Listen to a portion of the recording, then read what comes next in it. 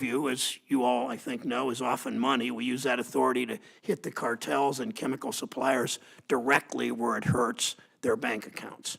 The cartels that traffic these drugs are from Mexico are billion-dollar operations. Our bill goes directly, follows the money after those billions.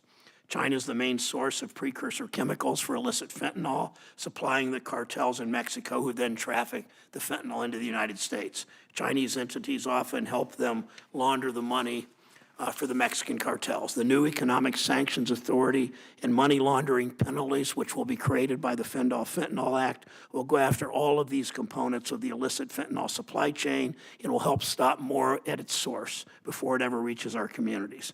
Now, when we talk about sanctions regimes and directing the Treasury Department to block assets, the discussion can get pretty technical and pretty sterile far too quickly. It's why the focus of today's hearings on the human toll that illicit finance takes on our families, on our friends, on our neighbors. Our focus today is why this work matters, why we must finish this job, why we need to get this bill signed into law.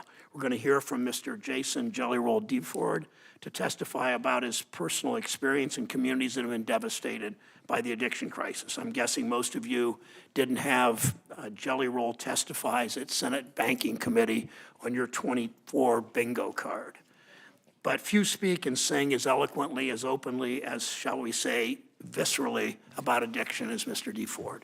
There's a reason why Americans flock to his music and his concerts. He has a connection with people based on shared pain, shared challenges, shared hope. Today, we'll also hear from National President of the Fraternal Order of Police, Mr. Patrick Yose, about his members' work in the front line of the response. Mr. Yose, thank you for your work with our office on a whole host of things, from the Helper Act and so much else. Law enforcement officers live this crisis every day in their work. One of the best ways we support them is preventing fentanyl from flowing freely into and through the communities which they serve. Mr. Christopher Urban, a veteran DEA agent, will describe the trail fentanyl and its proceeds take. Thank you for joining us, too. This crisis has many dimensions, including border security and public health and demand reduction and economic stability. Everyone has a role to play, the three of you and so many others. Sadly, no single step is going to make this problem completely disappear. We know that. We aren't or shouldn't be in the business, though, of false promises. What we do is take an all-the-above approach to reduce as much pain and save as many lives as possible. Fentanyl is often mixed with other substances, including cocaine and xylazine. I'm a co-sponsor of the Combating Illicit Xylazine Act, which establishes penalty for manufacturing and distributing and dispensing xylazine for illicit use. We should also pass my Bipartisan Power Act, which would provide state and local law enforcement with high-tech, portable fentanyl screening devices. I thank President Yo's organization for their support of that legislation. I've also demanded that Treasury hold the governments of China and Mexico accountable for curbing illicit fentanyl trafficking. It's clear that the Mexican and Chinese governments are not doing enough to combat the flow of fentanyl. We need specific benchmarks for combating fentanyl trafficking in the opioid crisis and more information regarding the role of the recently announced Treasury Department counter-fentanyl strike force. It's vital we effectively monitor the administration's effort to stop fentanyl at its source. I call my colleagues to use their membership on committees to explore legislation, on other committees too, to explore legislation that will help us treat addiction, improve our public health response, stop the trafficking of illicit fentanyl into our communities. A crisis this massive, this multifaceted, demands our sustained focus. It's my pledge as chair of this committee, my pledge to the 12 million people who live in my state.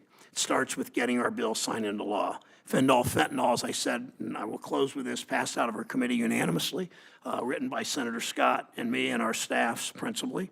I think my colleagues would agree we're a diverse group. There's not a lot, almost nothing this committee finds a complete unanimity on, but we're able to find common ground on an issue vital to all of our states and our country.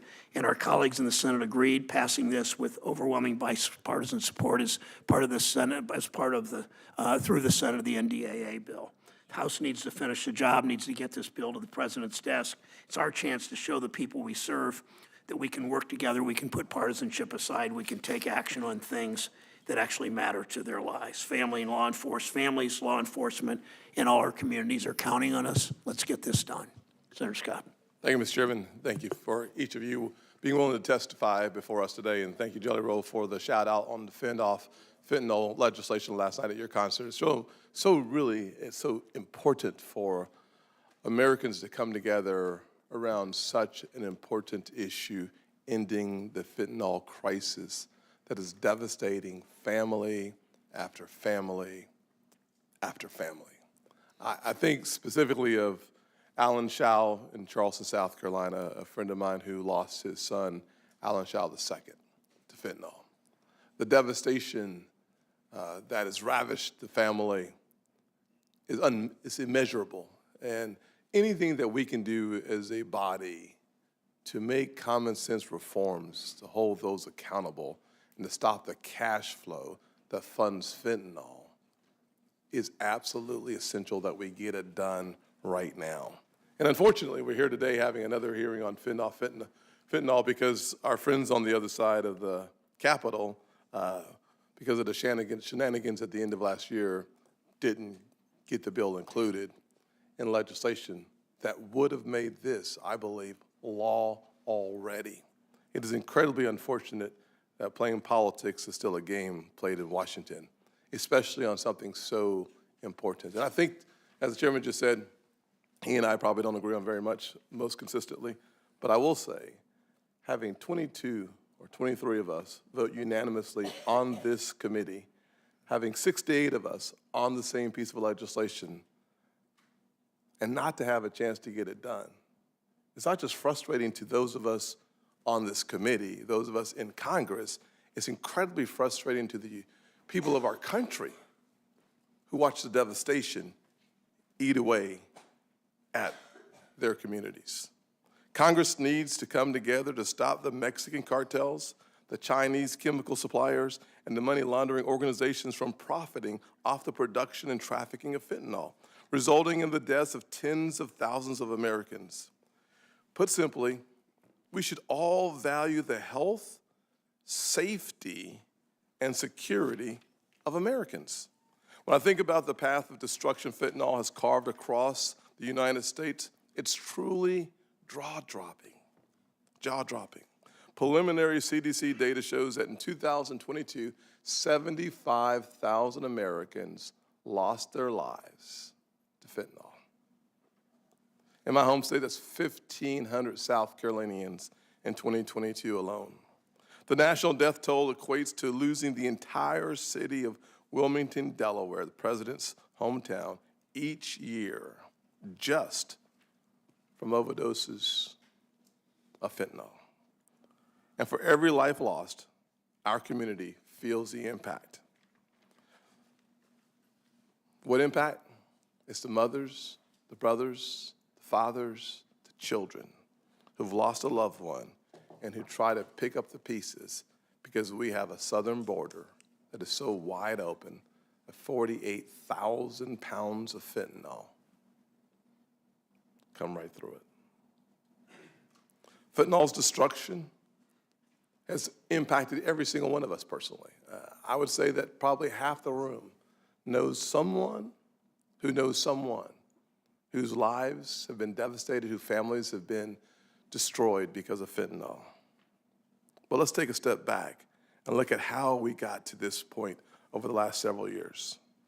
Under this current administration, America is facing the worst border crisis in our nation's history. And the president's disastrous policies have turned the fentanyl epidemic into a national crisis. The CBP reports that fentanyl seizures have soared over 860% since 2019. Our Border Patrol and DEA are working as hard as they can, seizing record amounts of fentanyl at our ports of entry and across our country. But tragically, for every amount seized, we know even more is trafficked on our streets. That's why we must take a two-pronged approach to addressing the fentanyl crisis. Number one, we must tackle the physical front by securing our border. That's why I've introduced both the Alan T. Shaw II Fentanyl Public Health Emergency and Overdose Prevention Act, as well as the Secure the Border Act of 2023. These bills would expedite the processing and removal of migrants illegally entering the country and properly fund and bolster security measures along our southern border. Number two, we must attack the criminal financing of the fentanyl trade by enforcing our money laundering and sanction laws. That's where this banking committee comes into play. My bill, the Fend Off Fentanyl Act, which is bipartisan, is critical to helping stop this illicit financing. I want to once again thank the chairman and all the colleagues on this committee for working together in a bipartisan fashion for the health of this nation. FIN makes combating fentanyl a top national security priority for the United States, and once enacted, will maximize our ability to leverage sanctions and anti-money laundering tools against illicit Mexican and Chinese organizations that traffic deadly fentanyl. Follow the money is a tried and true investigative strategy that must be employed more forcefully to combat fentanyl trafficking in the United States. Cartels and criminals that profit from our devastating losses must be stopped. And to do that, we have to hit them where it hurts, and that's their wallets. The illicit money engine needs to be turned off, and it needs to be turned off now. The Fend Off Fentanyl Act makes clear what we all know too well. The fentanyl crisis facing America is a national emergency and must be treated as a national health emergency. Americans cannot afford us to wait. I am grateful we have a panel here today that is willing to share their perspectives, their personal stories, and support for our legislation. I look forward to hearing from each witness on this critically important topic. Thank you. Thank you, Senator Scott. I'll introduce today's witnesses. Again, thanks for the three of you for joining us. Mr. Jason Jelly Roll DeFord is a two-time Grammy nominee and CMT Music Awards winner. He sings about and advocates for those facing drug addiction. He consistently speaks directly with and for people struggling with addiction across the nation. Thank you for joining us, and thank you for serving your nation. Mr. Patrick Yost is the National President for Fraternal Order of Police. President Yost, through his local law enforcement career, has held pivotal law enforcement leadership roles at the state, local, and national levels, and thank you for serving communities in our nation. Mr. Yost, President Yost, and Mr. Christopher Urban is currently Managing Director at Nardello and Company. Before that, he was a special agent in charge at DEA. He's a recognized expert on counter-threat finance and anti-money laundering investigations. Thank you for your career. Long career serving the public. Start with Mr. DeFord. Welcome. For your first committee hearing, I assume. Forgive me, I'm a little nervous. I'm used to having a rock and roll band behind me when I have a microphone in front of me. During the time that I've been given to share my testimony here, I think it's important to note before I start that in these 5 minutes I'll be speaking that somebody in the United States will die of a drug overdose, and it is almost a 72% chance that during those 5 minutes it will be fentanyl related. Having started that way, Chairman Brown, Ranking Member Scott, and esteemed committee members, thank you for having me. I know this is a bit of a curveball, but I like a little baseball myself. My name is Jason DeFord, but to most I am known as Jelly Roll. It is important to establish earlier that I am a musician and that I have no political alliance. I am neither Democrat nor Republican. In fact, because of my past, my right to vote has been restricted. Thus far, I have never paid attention to a political race in my life. Ironically, I think that makes me the perfect person to speak about this because fentanyl transcends partisanship and ideology, gentlemen and women. This is a totally different problem. And I was speaking outside to the media, and I gave them a statistic that said 190 people a day overdose and die every single day in the United States of America. That is about a 737 plane. That's what about a 737 aircraft can carry. Could you imagine the national media attention it would get if they were reporting that a plane was crashing every single day and killing 190 people? But because it's 190 drug addicts, we don't feel that way. Because America has been known to bully and shame drug addicts instead of dealing and trying to understand what the actual root of the problem is with that. But the sad news is that that narrative is changing too, because the statistics say that in all likelihood, almost every person in this room has lost a friend, family member, or colleague to the disease known as addiction. I've attended more funerals than I care to share with y'all. This committee, I could sit here and cry for days about the caskets I've carried of people I loved dearly, deeply, in my soul, good people, not just drug addicts, uncles, friends, cousins, normal people. Some people that just got in a car wreck and started taking a pain pill to manage it. One thing led to the other. And how fast it spirals out of control, I don't think people truly understand. So many people.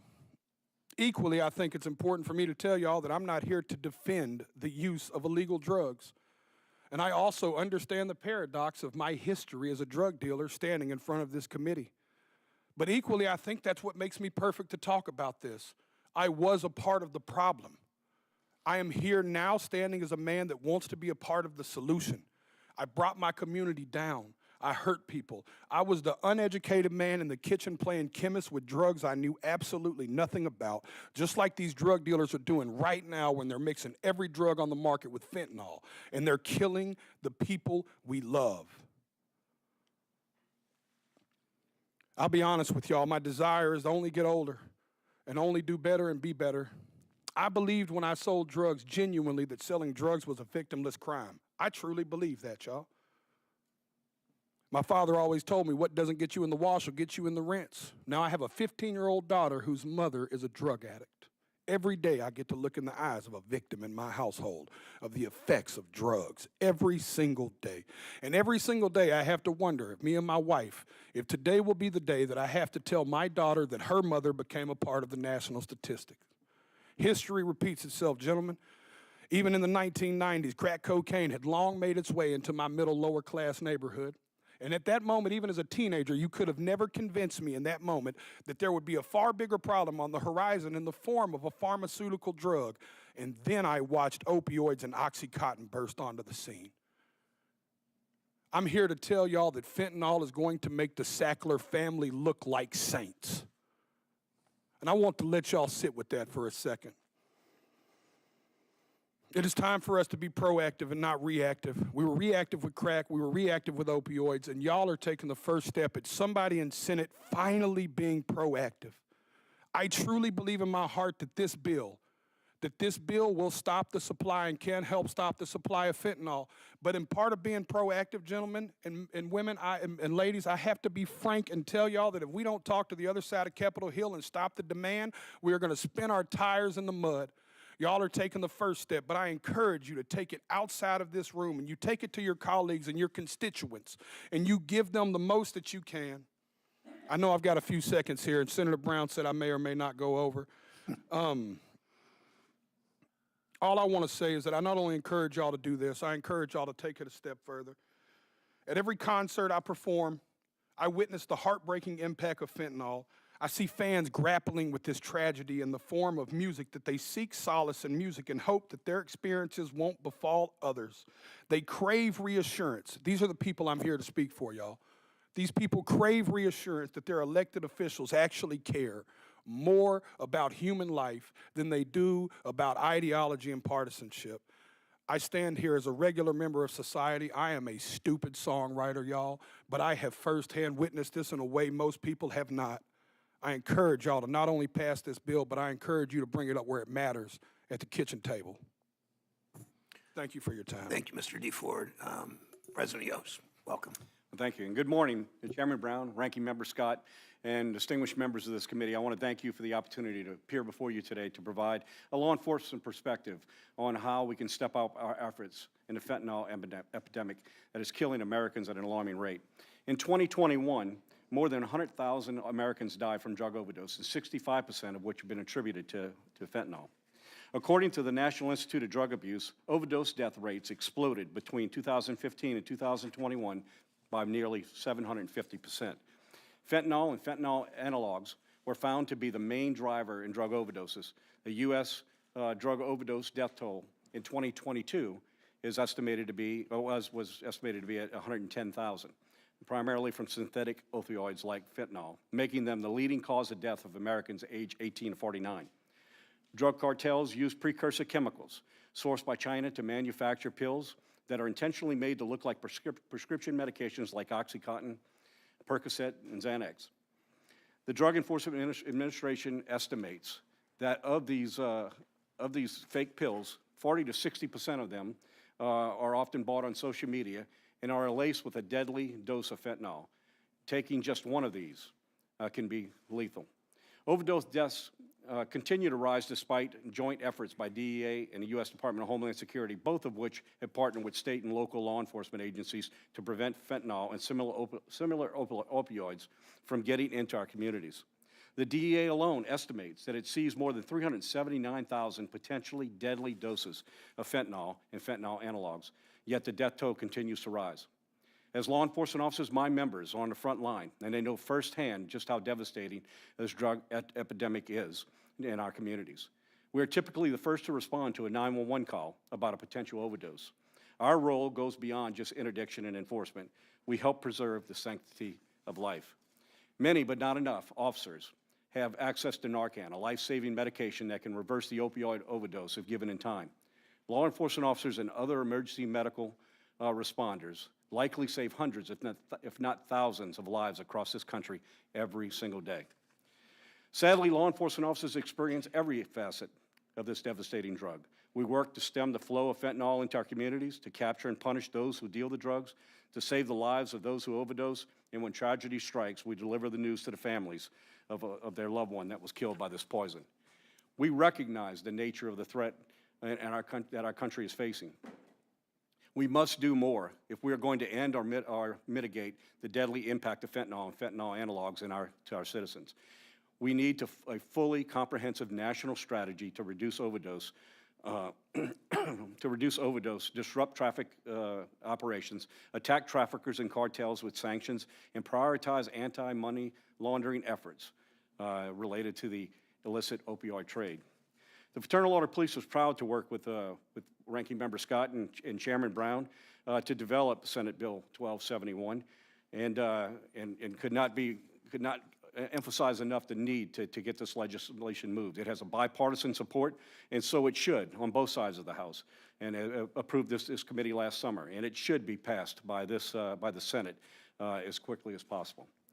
The Fend-Off Fentanyl Act will direct resources of the U.S. government to target the fentanyl supply chain from chemical suppliers in China to the cartels in Mexico smuggling into the United States by requiring the President to impose and enforce sanctions on criminal actors and organizations, increasing the likelihood that those who defy the law will be caught and prosecuted. We also support the use of lawfully forfeited assets of these traffickers to further law enforcement efforts to combat these criminals. The bill authorizes the Treasury Department to use special measures to combat money laundering operations related to the trafficking of fentanyl and similar opioids. This will reduce the profitability of drug trade and bring those profiting from the deaths of American citizens to justice. All of these measures and tools in Senate Bill 1271 will reduce the number of Americans who suffer and die from fentanyl and fentanyl analogs and other deadly illicit opioids. And that should be our #1 goal. We can and must reduce the loss of life by vigorous interdiction and interdiction of the drug supply chain, relentless pursuit of dealers and cartels and suppliers, greater availability of Narcan for law enforcement officers and responders, as well as passing the Fend-Off Act. We need all of these tools in our toolbox to handle this deadly epidemic. And if I could change the subject briefly, Mr. Chairman, I want to thank you for your leadership in Senate 1514, the Helpers Act, which would create a home loan benefit program for first responders and educators based on the United States Department of Veterans Affairs home loan program available to veterans of our nation. It is important to our members to address the recruiting challenges that law enforcement is facing, and I'd be remiss if I didn't take an opportunity to mention that here. I want to thank all of you for the opportunity to be here today and share the perspective of the 373,000 members of the Fraternal Order of Police on this issue, and I'd be more than happy to answer any questions you may have. Thank you, President Yost. We are going to continue to work to pass the Helper Act until we get it, till it happens. Thank you. Mr. Urban, welcome. Thank you for joining us. Thank you, sir. Chairman Brown, Ranking Member Scott, and distinguished members of this committee, thank you for the opportunity to address you on additional measures needed to combat the massive threat of fentanyl and other narcotics trafficking. This drug poses an enormous threat to our homeland. It has murdered hundreds of thousands of Americans, destabilized Mexico, destroyed communities, and harmed the integrity of our financial institutions. Significant new tools, including those in the Fend Off Fentanyl Act, known as the FEND Act, are needed to address it. I witnessed the damage done by organized crime and drug trafficking firsthand during my 24-year career with the DEA. We targeted leadership of transnational criminal organizations that were trafficking drugs into the U.S. and laundering crime proceeds through U.S. financial institutions. In 2018, I was assigned to DEA's Special Operations Division, known as SOD, where I formed a team that was focused on a new and evolving threat, Chinese money laundering organizations, known as CMLOs. We took this step because we were receiving reports from the field that Mexican drug cartels were using Chinese money laundering networks in increasing amounts to launder their cash. Agents in the field reported that Chinese money launderers guaranteed immediate payment to the traffickers in their home countries at a cost of only 1% to 2%. That was previously unheard of. This new Chinese money laundering model was a dramatic improvement for the Mexican cartels because they achieved greater profits more quickly with less risk than more traditional forms of money laundering, such as the black market peso exchange and bulk cash smuggling. Here is how the scheme works. Every day in the United States, the proceeds from the sales of fentanyl and other dangerous drugs are generated in the form of bulk cash, U.S. cash. Those proceeds in this example are delivered to a Chinese money laundering broker in the U.S. so they can be laundered. Once that bulk cash is received by that broker, the funds are advanced to the Mexican cartels in Mexico. They are made whole at that point. The Chinese money laundering organization then sells those U.S. dollars to Chinese customers who want to spend money in the United States. This money can be used to fund investments, acquire real estate, cars, pay college tuition, and just purchase chips at a casino, among other things. These Chinese customers pay a broker in China for the cash they purchase within the United States.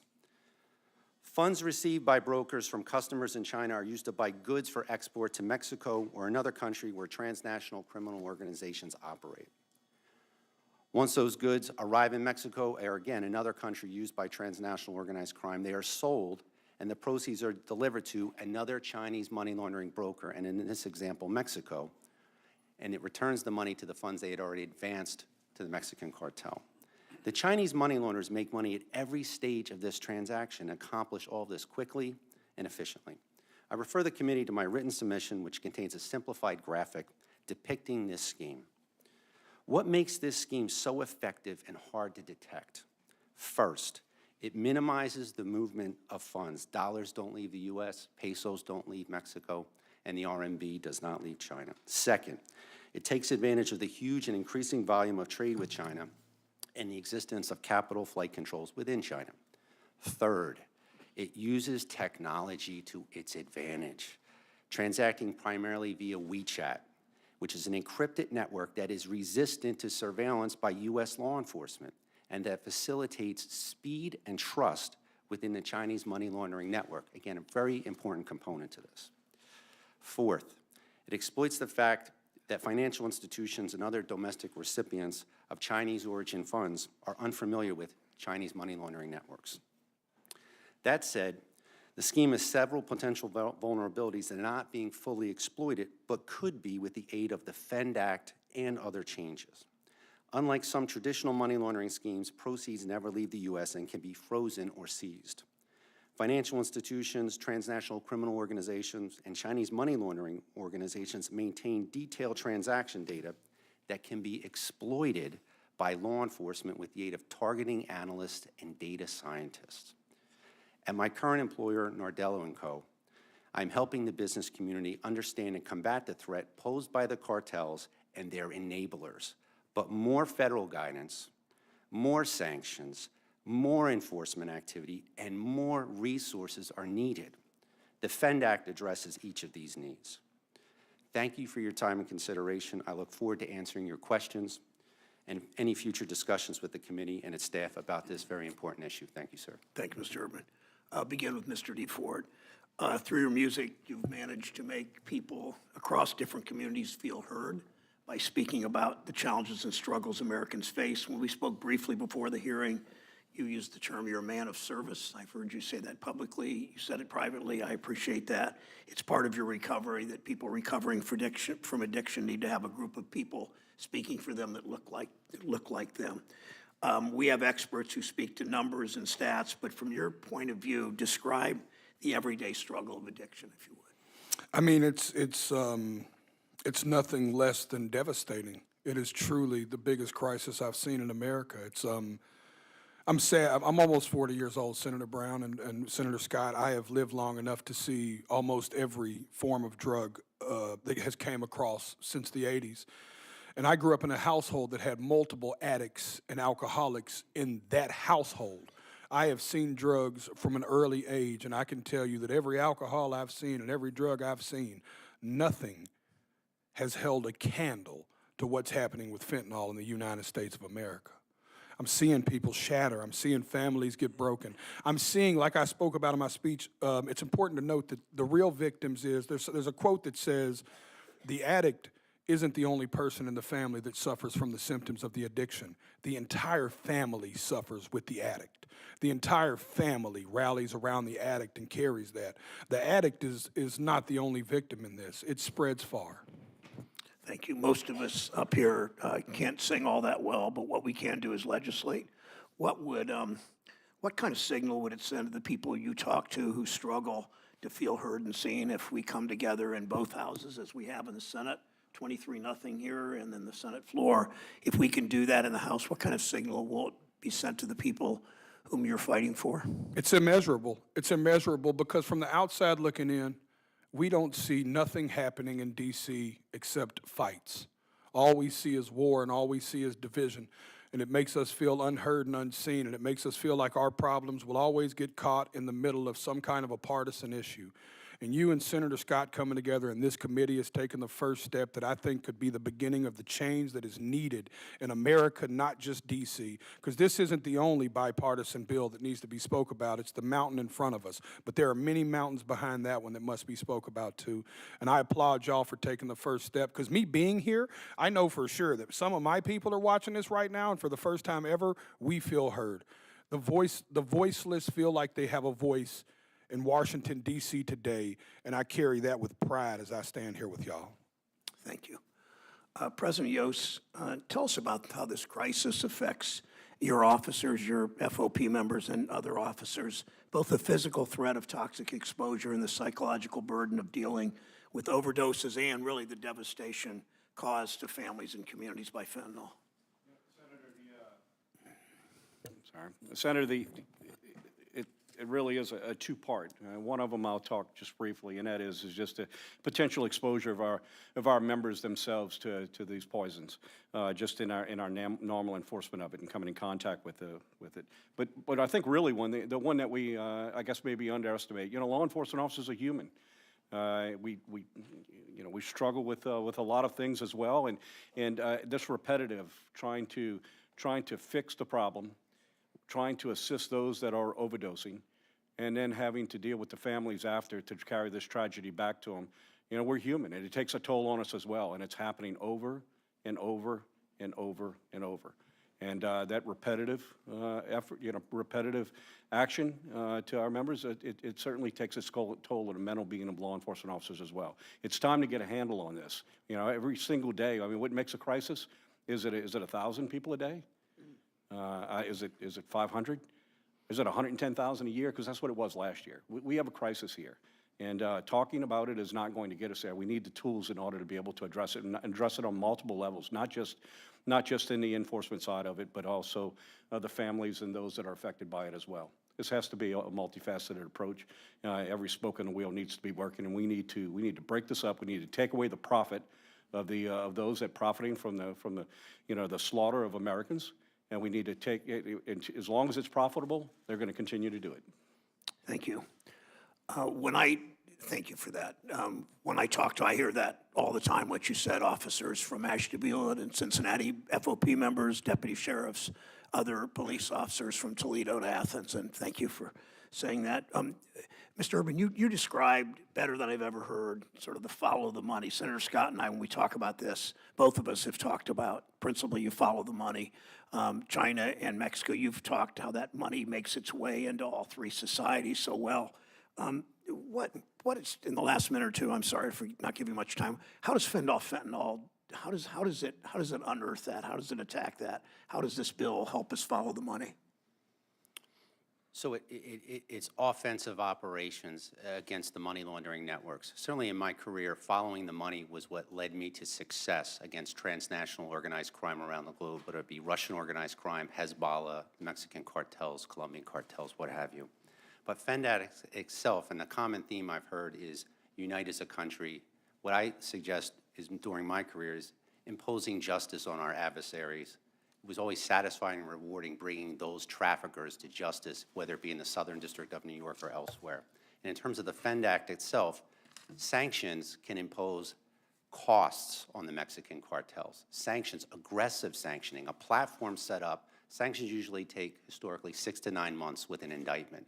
The FENDAT, with the funding and the focus that I see behind it, you want to go something more like 4 to 6 weeks without an indictment. So you want to act with speed against our adversaries, whether they be the Mexican cartels, the Chinese precursor facilitators, or the chemical companies itself. The AML and compliance, the additional oversight, will allow law enforcement to connect the dots. And I can get into data targeting later, but the additional oversight that the FENDAT wants to have within AML in institutions will allow law enforcement to target these networks better. Thank you, Mr. Urban. Senator Scott.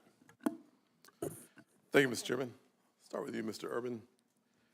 You mentioned WeChat and WeChat Pay and the role that it plays in moving the money around. Can you expound upon that a little bit? So I want to talk about WeChat and the example I gave, and that it allows for speed and trust within the network. So never in my career with the DEA has a criminal organization had the benefit of an encrypted global network that they could communicate on. And what I mean by trust is U.S. law enforcement does not have the ability to intercept WeChat. We can't wiretap it. So if you compare that to 10, 15 years ago when I ran an undercover money laundering team to attack the black market peso exchange, you could wiretap the network. You can't do that with WeChat. The speed that I talk about, and an example I gave earlier in my opening remarks, these transactions or communications happen within a day. It used to take 7 to 10 days, but WeChat allows for that speed because it's trusted within the Chinese money laundering network to communicate.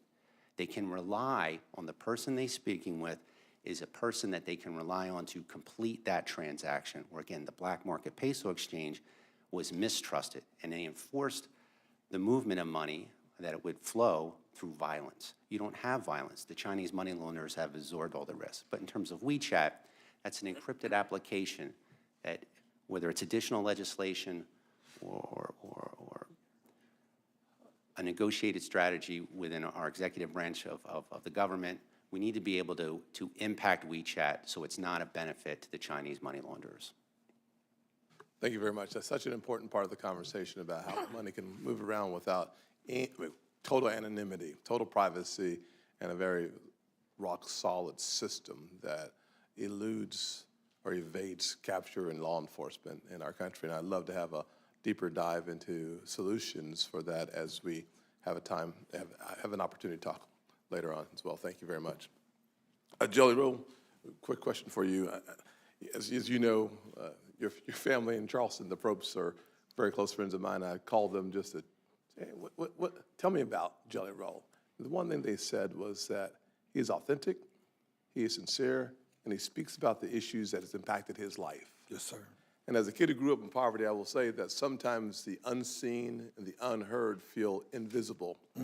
And one of the things that you're doing today is you're making visible those who still today feel like because of who they are, where they live, or what they do, they are somehow invisible.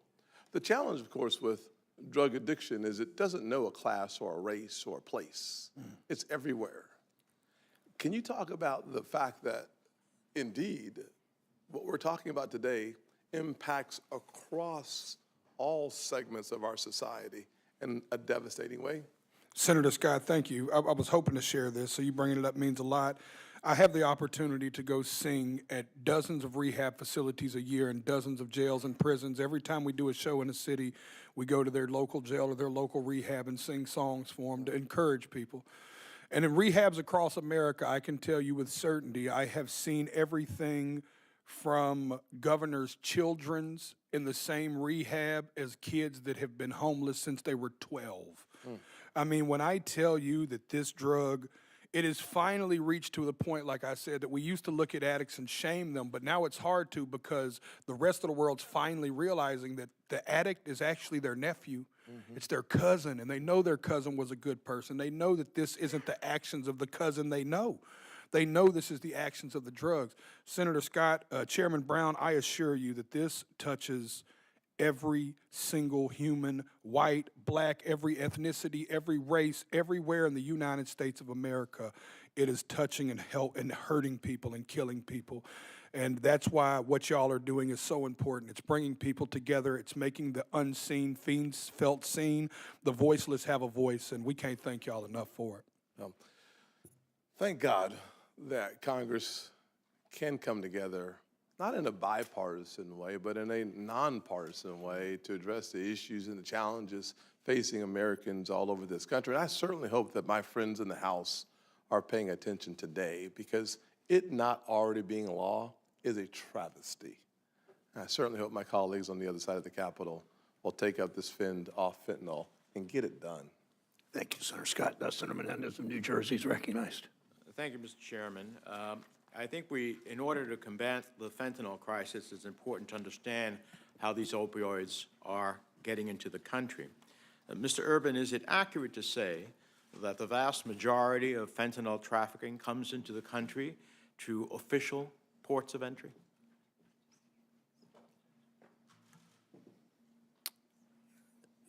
Most of the fentanyl comes through official ports. It usually comes across the Mexican border, most of the fentanyl coming into the country. But through official ports of entry?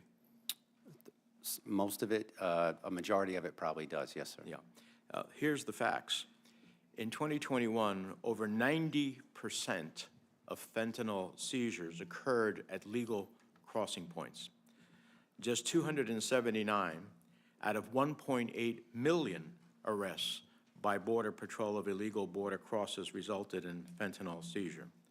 So it seems to me that in the first place, if we are serious about it, one of the elements of this challenge is stopping fentanyl from coming into the United States, we would significantly increase resources to combat the flow of fentanyl across the border. We would think about dramatically enhancing our technology capability at those official points of entry where the vast majority, the 1.8 million arrests were taking place. And that would help us dramatically stem the flow. In order to make real progress in the fight against fentanyl, we have to hold foreign governments, such as China and Mexico, accountable to their commitments to crack down on producers and traffickers of synthetic opioids. In November at the APEC summit, China and the United States announced the resumption of bilateral cooperation on counter-narcotics, but we need more than words at this point. Mr. Urban, from your experience, what has China done to crack down on Chinese pharmaceutical companies that manufacture fentanyl and fentanyl precursors?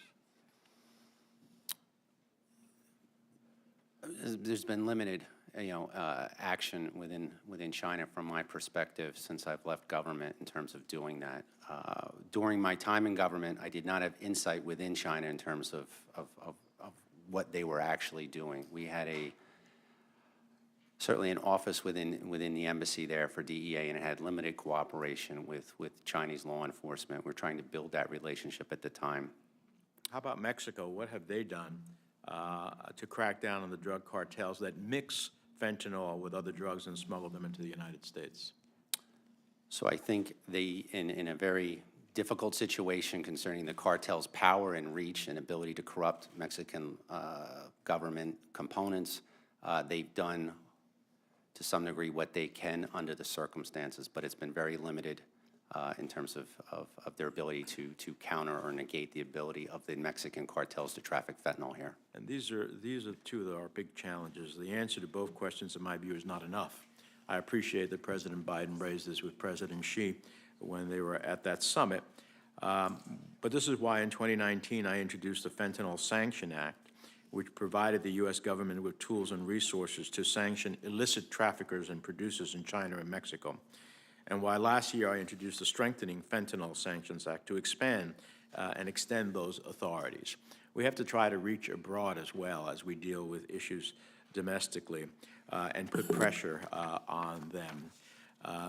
Certainly the Fentanyl Act is a very strong start, but I think there's other things that we can do as well. Lastly, I'd like to echo the chairman's support for the Fentanyl Act. It's a bipartisan bill. It authorizes practical and common sense steps to hold bad actors accountable.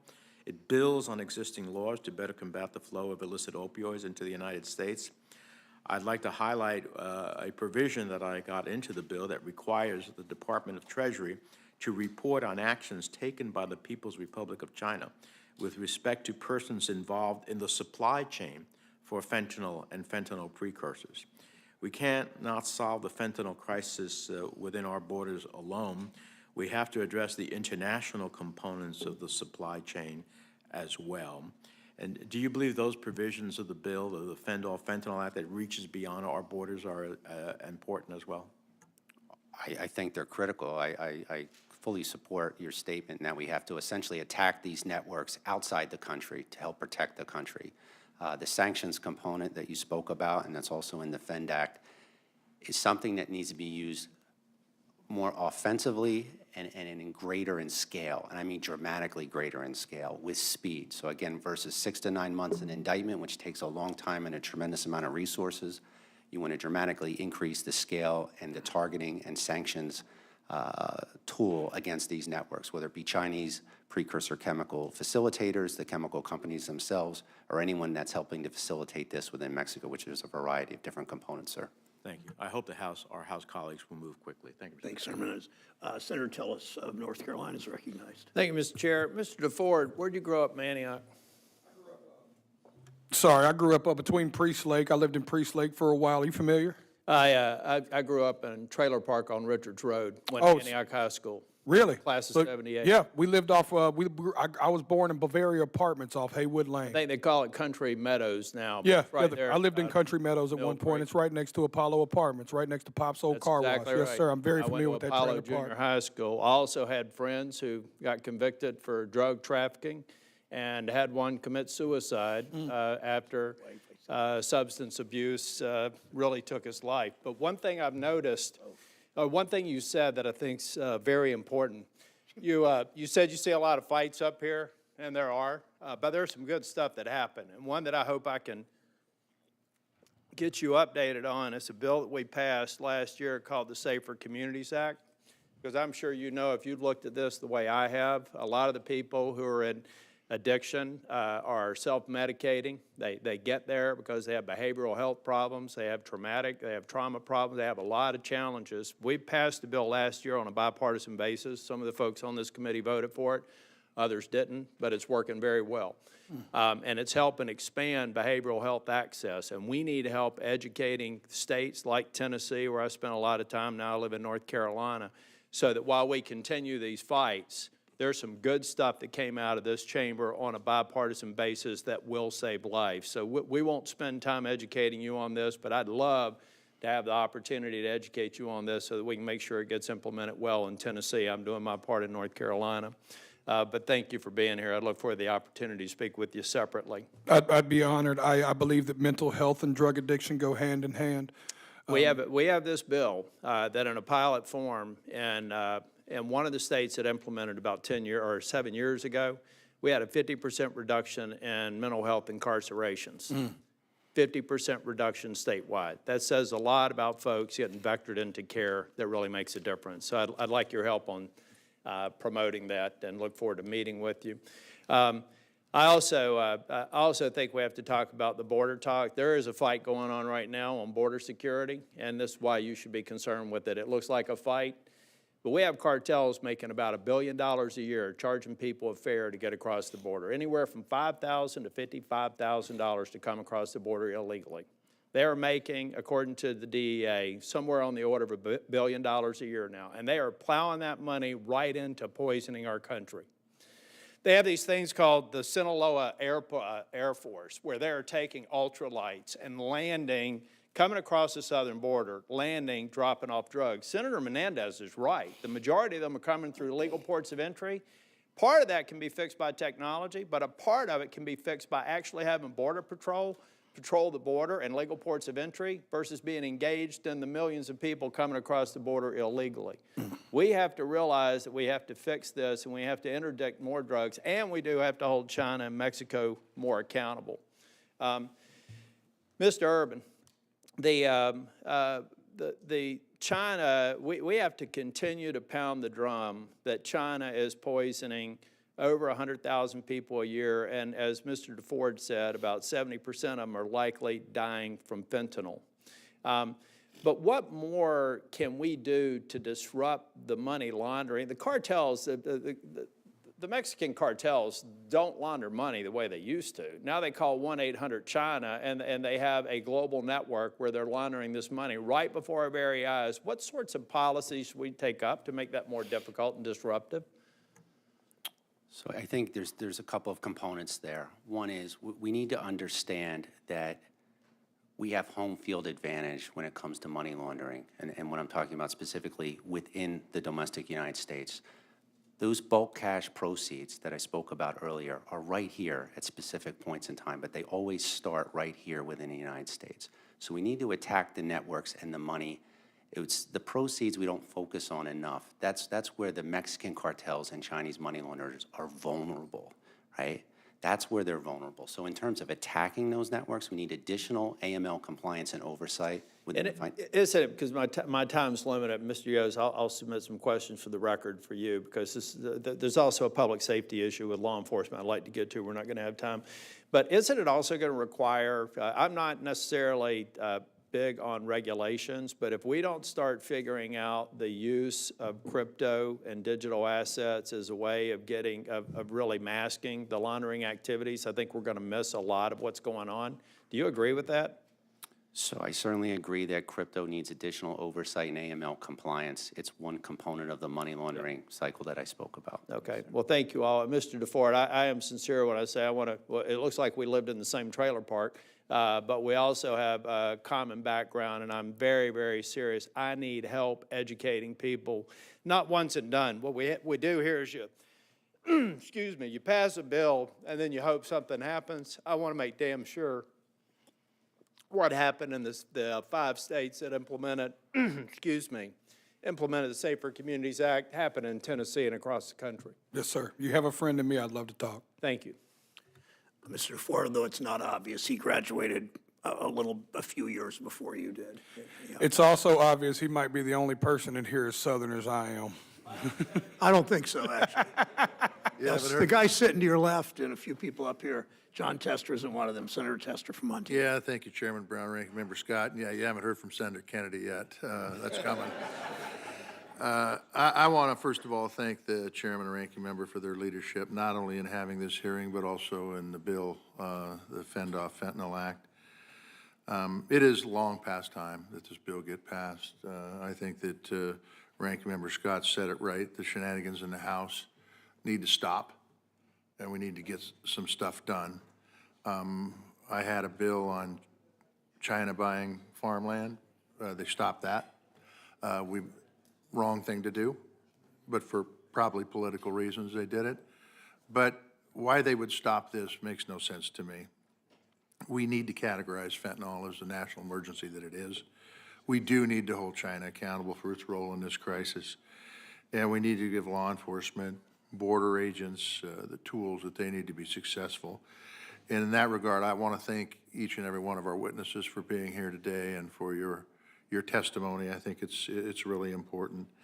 I want to follow up a little bit on what Senator Tillis was talking about on the cash, okay? The Fentanyl Act is a bill that we passed here, bipartisan, nonpartisan, big numbers. And the House screwed it up, which is what they tend to do most of the time anyway. But the cash issue is not something that we've talked a lot about, and the money laundering issue isn't something we've talked a lot about. You started to answer his question. I want you to finish that answer on what we need to do on this side of the dais to have some impacts on the money laundering aspects. Thank you, sir. So I was touching upon additional AML compliance at financial institutions. They need additional oversight, and they need to better track with suspicious activity reports what's transpiring with Chinese money laundering. In addition to that, I think there's a tremendous opportunity with data, right? You can pull the data that I'm talking about that's on WeChat. So we go out, DEA goes out and does 10 arrests on a Chinese money laundering cell. If you pull all that data in from search warrants, judicial process on laptops, phones, and elsewhere, you can normalize that data and kick out targeting packages immediately to the field, right? So we're missing that opportunity with speed. We need to impact these organizations with speed. So in terms of funding and approach, there's an opportunity with data to go after the Chinese money laundering networks. The last one is the encrypted app that I talked about with WeChat. We have to be able to surveil and intercept that. Let's go back to the AML. You're saying this money laundering, a fair portion of it, is going through our banking system right now, our regulated banking system? That's correct. When the Chinese money laundering organization sells the dollars back to a Chinese customer that wants to invest or spend money in the States, the day before, those were the proceeds of the narcotics trafficking that we're talking about. So it is going into the system, yes. Okay, thank you. Mr. Yos, I want to thank you for your support of not only the Fentanyl Act, but the Anti-Drugs Act that I have. You talked in your testimony about the impact it has on your fellow police officers handling this poison. And I have two questions. Number one, from a on-the-street standpoint, talk to me about how the Fentanyl Act will make a difference. Well, Senator, I think the age-old problem that we will all have and will have after we leave, and it'll be on our next crisis, is that criminal enterprises are operating at a pace that is much further than we can make decisions and fix these problems. I think the Fentanyl Act is so very important because it gives us extra tools in order to be able to combat this. But the reality is this is just going to be the first step. Yeah. This is an evolution, and in order for us to have any meaningful impact, we need to do two things. And it was spoken here earlier. We got to operate at a faster pace. There's no reason whatsoever there's anyone here in Washington should be against finding ways to save and protect Americans from something that is clearly a crisis. And we need to stop. It needs to move at a much faster pace if we're going to keep up with those people that we're trying to combat.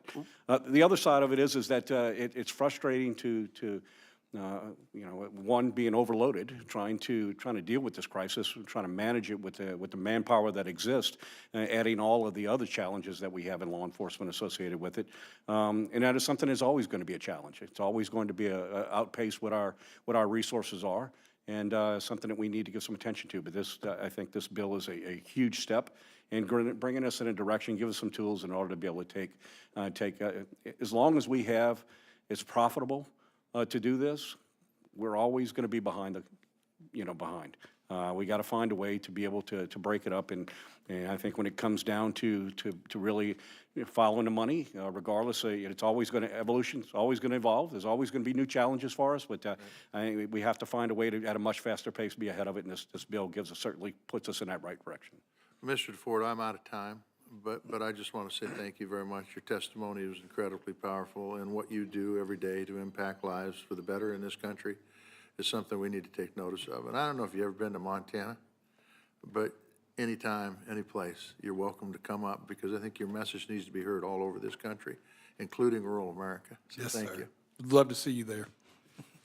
Thank you. It's a pretty state where you live. It's a pretty state where you live. Oh, man, it's heaven. Senator Kennedy of Louisiana is recognized.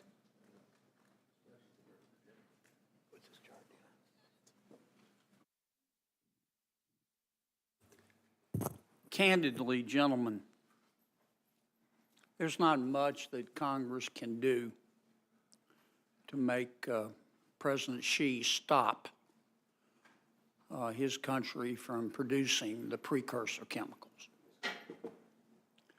I've met with President Xi personally in Beijing.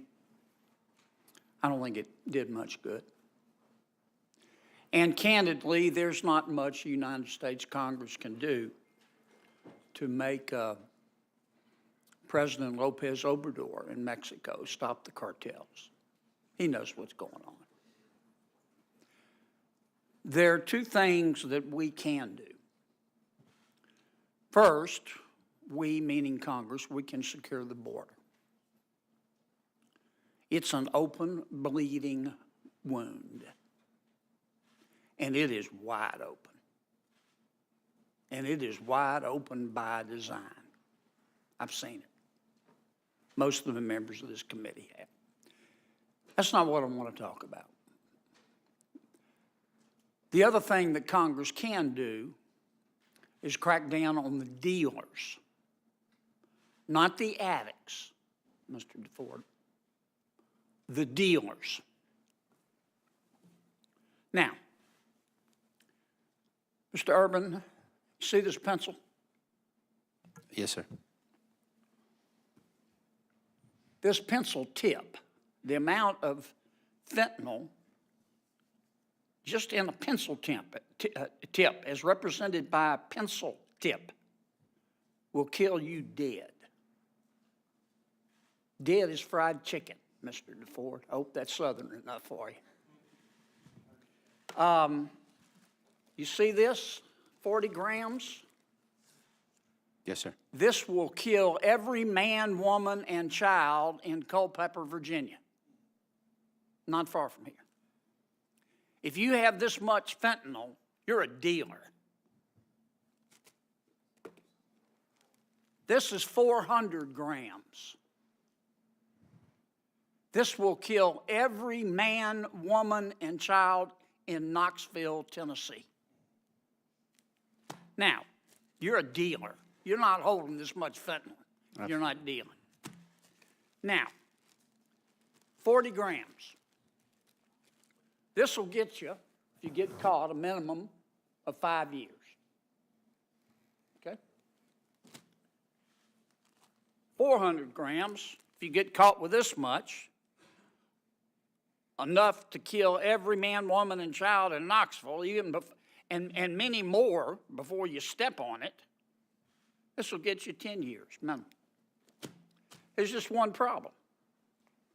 We punish other drugs less severely than we do the most powerful drug, fentanyl. I mean, just look at it. 40 grams, 5 years. 400 grams for fentanyl, 10 years. Methamphetamines, 5 grams will get you 5 years. 50 grams will get you 10 years. Much less severely than fentanyl. We do the same thing for PCP. We do the same thing for crack cocaine. What you allow, gentlemen, is what will continue. Now, I support the Fentanyl Eradication Act that we've talked about today, but I also support something else. I support another bill, the Fairness in Fentanyl Sentencing Act.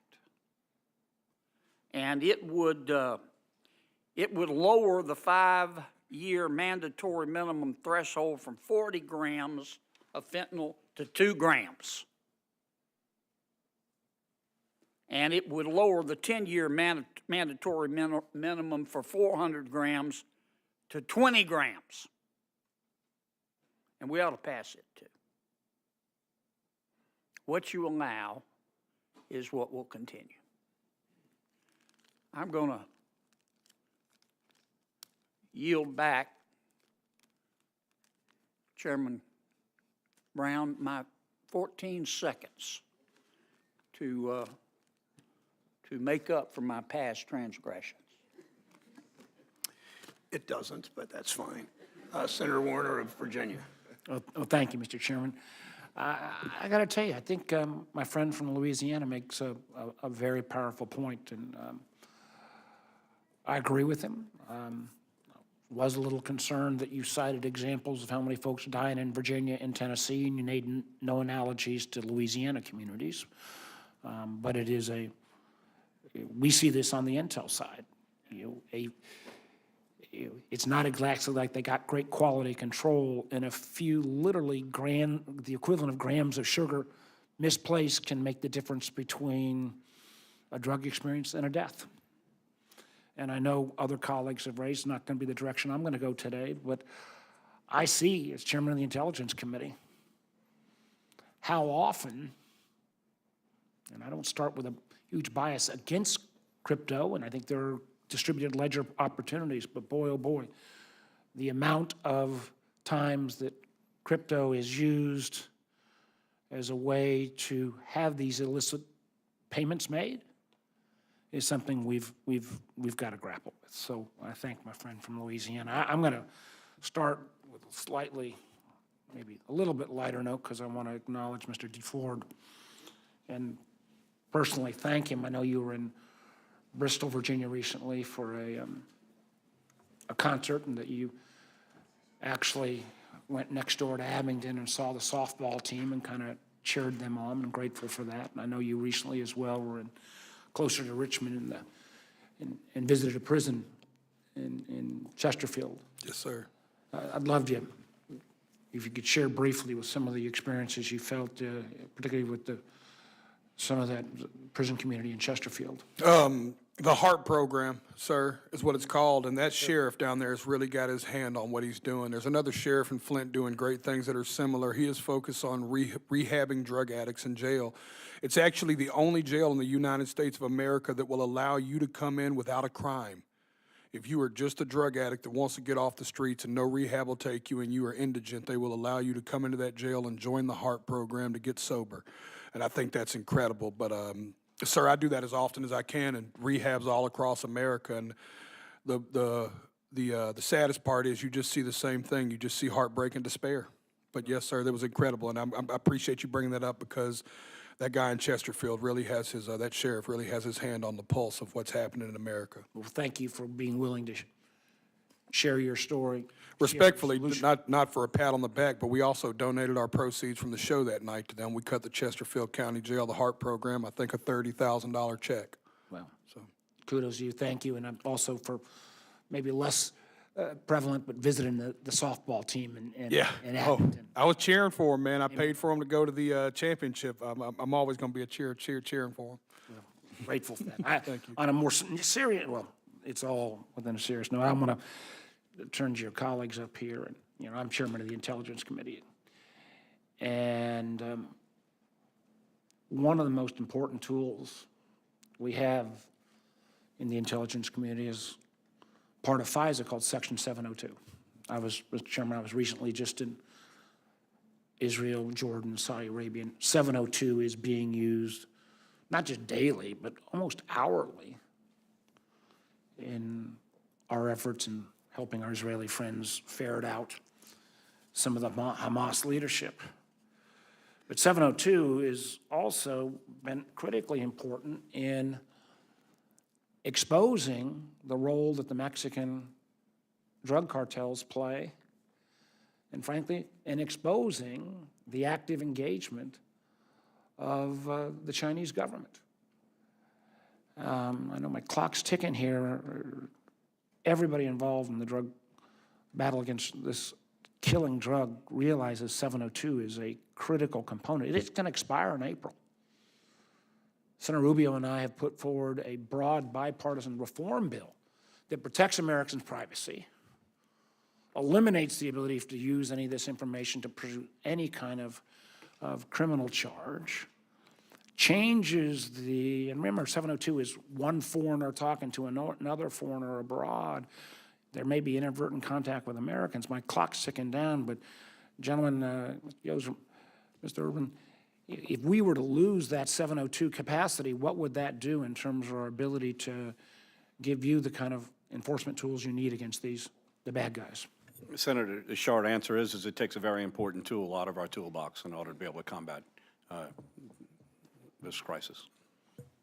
Mr. Irwin? Yeah, I second that. We're already at a disadvantage targeting the cartels in terms of gaining intelligence, so that would put us at a greater disadvantage. You need that tool. And I can just assure you, we are open for reform, but the idea that you have to have a search warrant before you act on any of this information, when frankly, the vast majority of inadvertent American contact comes in the form of victim notification who've been victim of cyber attack and others from foreign entities. So again, those of our colleagues that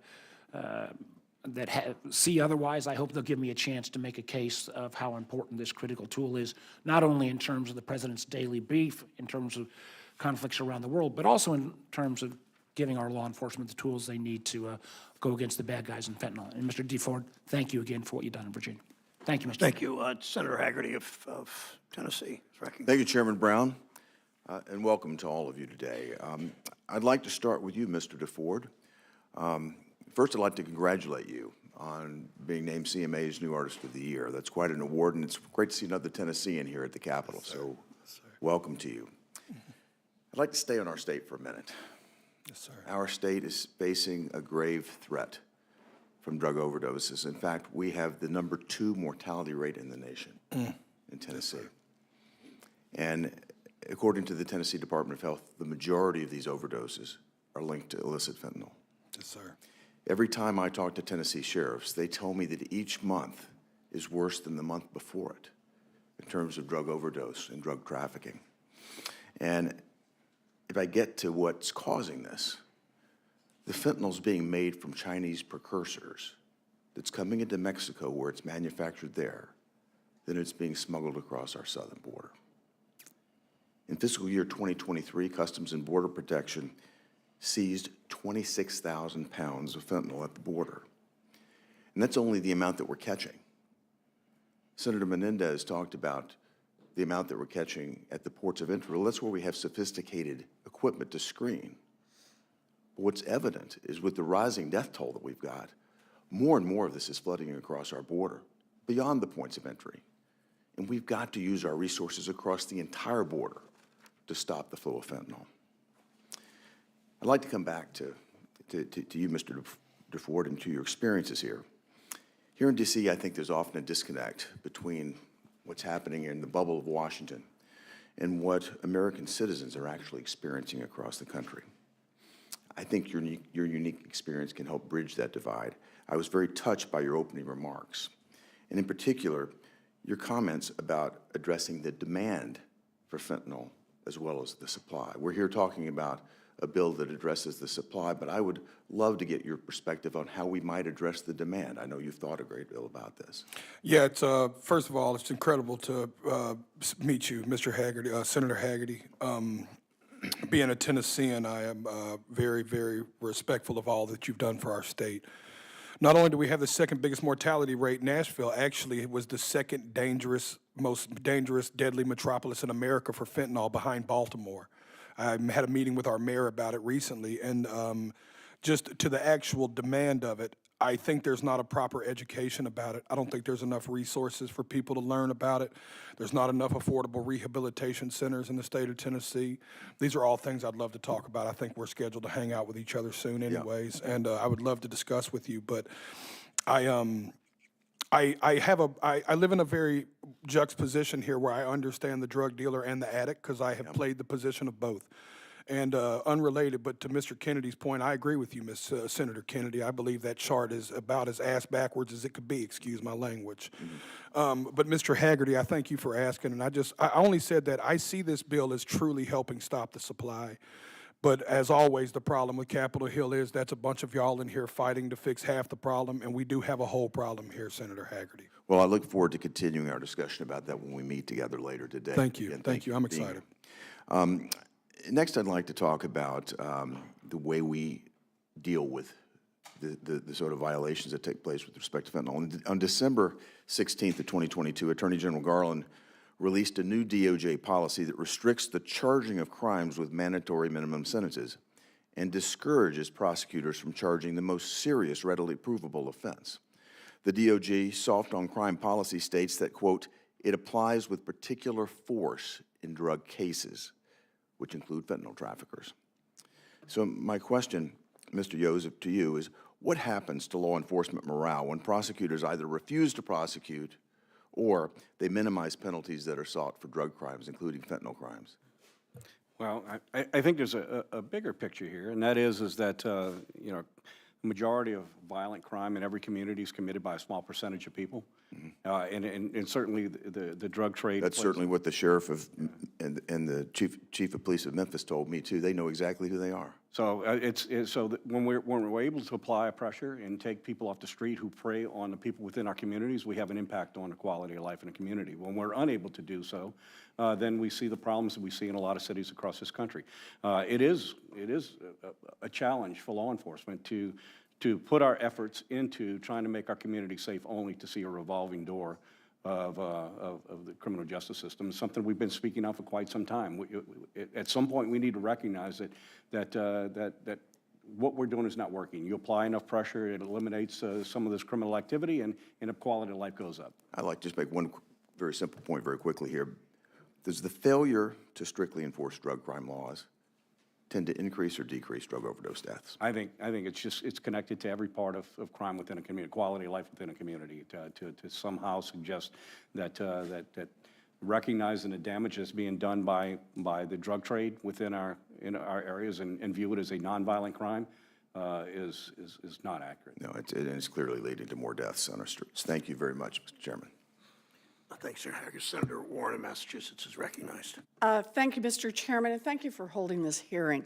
So fentanyl killed more than 78,000 Americans last year, including more than 2,300 people in Massachusetts, and crypto helps fund that death toll.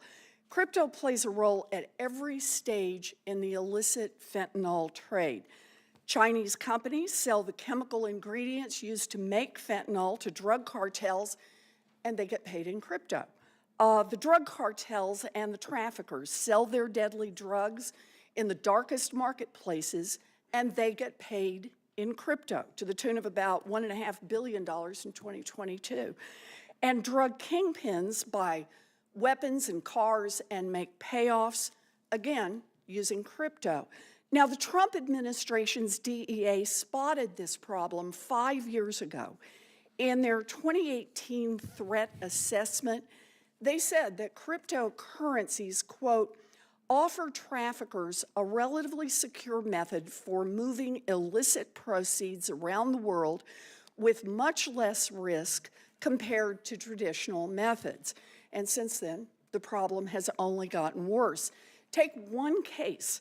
Last year, the Department of Justice indicted a Sinaloa cartel member who laundered nearly $900,000 in crypto by directing their U.S.-based drug couriers to deposit cash straight into the cartel's crypto accounts.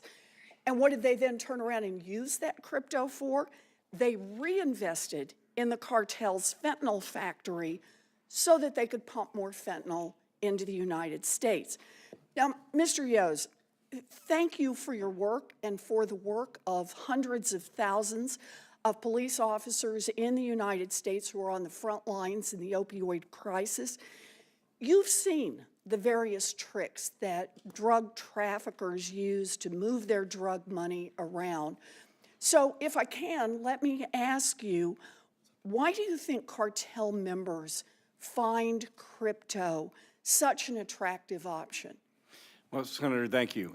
Thank you for those comments. And I don't portray myself to be an expert on crypto. Fair enough. But I will say that I think what we see is an evolution. That evolution is crypto today. It's going to be something later. I think it's just the next thing that we have not. It's in law enforcement, we follow the money. It just makes it harder to follow the money. So I think the fact that it's emerging. There's a lot of things that we still need to figure out about this, and I think that's what the appeal is to it. We're a little behind in truly understanding how to use it in a way that helps us combat crime. All right. So, Mr. Urban, you have decades of experience at DEA following illicit fentanyl funds. Why do you think crypto has become so attractive? It allows for speed. So you can move it fast, Yes, unlike Senator. cash, which you've actually got to physically carry? It's larger, you physically got to carry it, it's much more difficult to conceal. Okay. So there's speed, there's to some degree anonymity, and then they can hold that asset and transfer and move that asset easily. So they're exploiting the organized crime, the Mexican cartels, the lack of compliance and oversight within the crypto industry. Just a lot easier to hide it? Is that basically what you're saying here? It's easier to hide, yeah, correct. Yeah. So, you know, make no mistake, drug traffickers are also still moving cash the old-fashioned way. But crypto has changed the game by allowing criminals to move boatloads of money instantaneously and nearly anonymously. You know, no need to try to stuff $900,000 in cold hard cash into a suitcase and worry about whether some customs agent will spot it. Now cartel members can move as much money as they want using a handful of crypto wallets. Holes in our anti-money laundering laws have given drug dealers a back door to move their dirty fentanyl money around, and that back door is wide open, and it's helping fuel the opioid crisis at home. Mr. Yos, if cartels and drug dealers and Chinese chemical companies can keep exploiting the holes in our anti-money laundering rules and keep funding the fentanyl business with crypto, what's that going to mean both for law enforcement and for families across this country?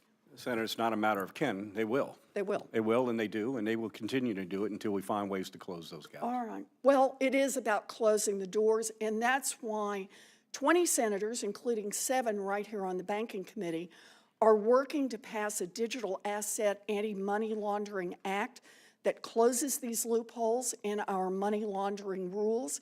Crypto shouldn't get a free pass, and I look forward to working with all of my colleagues to finally fix that. Thank you all. Thank you. Senator Vance of Ohio is recognized. Mr. Chairman, could I ask for personal approval for 10 seconds? Yes, sir. Is that okay, JD? One of my staff members and colleagues is leaving for the private sector, Mary Kirshner. And she's done an extraordinary job for the people of Louisiana and the American people. She's here today. I wanted to recognize her and thank her for her service.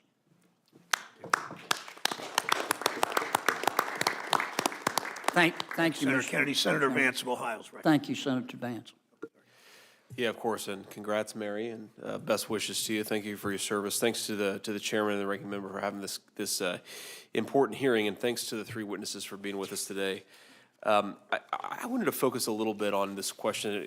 You know, when we talk about fentanyl trafficking in particular, I worry a lot that, you know, we're always in this body a few years behind what's actually going on in our country. And you know, I think back to, you know, my own very personal experience with opioid addiction in my family. And, you know, 10 years ago, what everyone was talking about was prescription painkillers. But of course, 10 years ago, prescription painkillers were sort of giving way to street heroin. And then 5 years ago, everyone was talking about street heroin, but heroin was kind of giving way to fentanyl. And now, we're all talking about fentanyl, and we should, of course. It's extremely dangerous. It kills a lot of our fellow citizens and orphans a lot of our kids. But I wonder whether we're missing the next thing, and I'd like us to maybe get ahead of the next thing.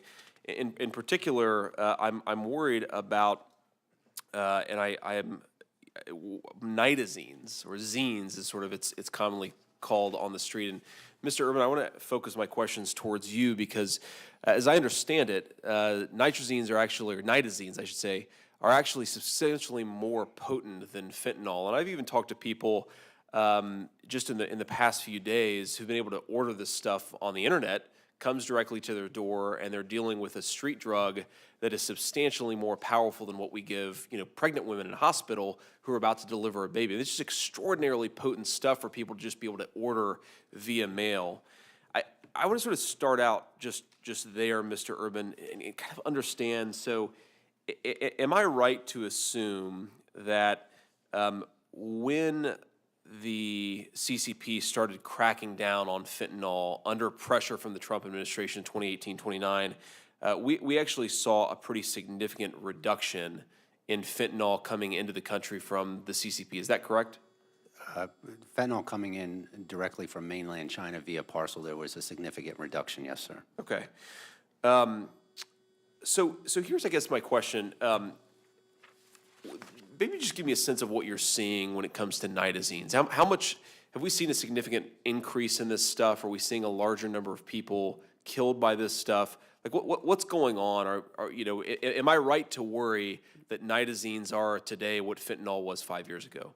I think you're right to worry. I think your thought process in terms of trying to get ahead of this and create speed to identify the network and what they're distributing on the street, whether it be controlling it, whether it be emergency scheduling, whatever DEA suggests in terms of what they're seeing on the street, whether it be the streets of Kensington with one of these zines. The cartels, whether it's the Chinese chemical suppliers or the Mexican cartels themselves, will always look to exploit more deadly, more addictive substances within our country. So I think the plan you want to put into place and what you're suggesting is the ability to think ahead, to plan ahead, to negate it. Yep. So I'm going to ask a question, and recognizing you work for the DEA and are not a State Department official, so if you don't feel comfortable answering this question, let me know, but I'm going to ask it anyway. So when you think about like why people might deal drugs, so the obvious answer is greed, right? People want to make money. That's one reason why you might sell nitazines or fentanyl or anything else. But do you worry that there's a kind of a national security or a national competitive element to this? I mean, China's fundamentally a state-controlled economy. Do you think that they're aware of what's going on? Are we sort of witnessing something like a reverse opium war where they are intentionally allowing this stuff to come into our country because it's killing, 120,000 people a year, and it's significantly impairing a lot more than that? So in general, when I was with the DEA and we focused on the China threat, I did not have insight within mainland China with the CCP and directly what you're saying. However, I do think they can dramatically increase their efforts to negate the precursors of chemicals and everything we're talking about with Chinese money laundering that's happening on WeChat. And that could happen and should happen, and it's not. So at the risk of going pretty far out there, I mean, given that China is a largely state-controlled economy, and it's not exactly easy to manufacture nitazines, I wonder if we're looking at something like a state sponsor of terrorism argument here, where they are explicitly permitting a weapon of mass destruction, a weapon of chemical warfare, effectively, to enter our country. Of course, that assumes a lot, some of which I think we should be more careful about, but I really think that we should be worried about how much China knows that it's destabilizing our country, it's killing our people, it's, of course, doing tremendous damage to our workforce. And we ought to be looking into this and really exerting whatever diplomatic pressure we can on the Communist Chinese to stop this stuff. I appreciate your time, all of you. Mr. Urban, I appreciate your answer my questions. I yield. Senator Reed of Rhode Island is recognized. Thank you very much, Mr. Chairman. I first want to begin by commending Chairman Brown and Ranking Member Scott for drafting and bringing to the floor the Fentanyl Act. There were 60 of us that supported it, and as chairman of the Senate Armed Services Committee, I tried my best to get it included on the National Defense Authorization Act. Unfortunately, as I believe Senator Scott indicated, Republicans in the House objected to it, and we have to get it done. I would ask, beginning with Mr. DeFord and the rest of the panel, to just comment on why you think this legislation is so critical and how it would be helpful. I think, first of all, I think that this piece of legislation is extremely helpful because it's stopping the core of the supply. It's stopping the supply chain and doing everything we can to put a kink in that. But equally, I think any bill that is bringing attention to what, I think the most brilliant thing said up here today is when my friend next to me said that, what does it take to make it a crisis? Are we going to wait until it's 500,000 people a year? Because I tell you what, we are really close. Thank you. Mr. Yost? Sir, I think, I mean, the end result is obviously we're seeing what's happening. There's no question. It's here in front of us. And no matter, every minute we take to discuss and argue about what's the proper path to go, we're losing lives and we're losing this war. And the reality is we truly need to pull together and recognize that this transcends political parties and political beliefs. Now, from the perspective of the police on the street, you see that dimension, but there's another possible dimension, that China's interest is not just to make money, but really to undermine our social fabric in their competition with us. Do you get a sense from this? Look, you know, my view is a little different. You know, I guess we look at a global perspective here. You know, mine's, you know, our members are more focused on how it's affecting our communities. But let's just be honest. There's no way in the world that China doesn't know the damage they're doing that's being done in this country. So you're either you're either fixing the problem or you're part of the problem. So their knowledge of the damage that's done and not taking any action is in fact their action. Thank you very much. And Mr. Urban, please. Yes, sir. So the act itself allows for more offensive sanctions and AML compliance. Now it'll benefit law enforcement as it targets money laundering networks too. It takes forfeited Mexican cartel property, Chinese money laundering property, and puts it back into law enforcement investigative operations. There additional funding is needed for opportunities, investigative opportunities that exist right now in terms of taking that data in and networking that data and pushing target packages out to identify the networks and engage them. And it would help the coordination between federal authorities and local authorities in terms of targeting fentanyl, right? Absolutely. We want to map the network. It takes a network to defeat this network, right? So these are networked, organized crime activities where you need communication, transportation, and financial transactions for it to work efficiently. And it is working efficiently, unfortunately, and you need to attack all three components to that. And Mr. Yos, again, from the perspective of the street officer, you could, I think, concur that, you know, they might not know where all the information is coming from, but they need the information. No doubt, no question. Information is key. Right. Well, thank you all very much. This is a critical problem in my home state of Rhode Island. I think we lost, unfortunately, 434 Rhode Islanders, and for the smallest state in the country, that's a lot of people. Thank you. Thank you, Senator Reid. Senator Lummis is recognized. Thank you, Mr. Chairman. I want to thank our witnesses for being here today. Every state is a border state right now when it comes to fentanyl, including my home state of Wyoming, which one has to pass through both New Mexico and Colorado to get north to Wyoming. But we know that fentanyl, the precursor chemicals, and many of the traffickers themselves are bringing this poison into our country via the southern border. So it's the crisis at the border and the failed policies at the border that are the chief contributor to the deaths of more than 73,000 Americans in 2022. Fentanyl deaths in Wyoming have gone up significantly in recent years. In 2019, there were 11 due to fentanyl overdose. By 2022, that number has risen to 53. And my state has the smallest population of any state in the nation. So this trend across the country is terrifying. Laramie County, which is Cheyenne, is right along I-80, which is a major corridor east to west in the U.S. Last June, police seized more than 9,000 fentanyl pills in a single bust.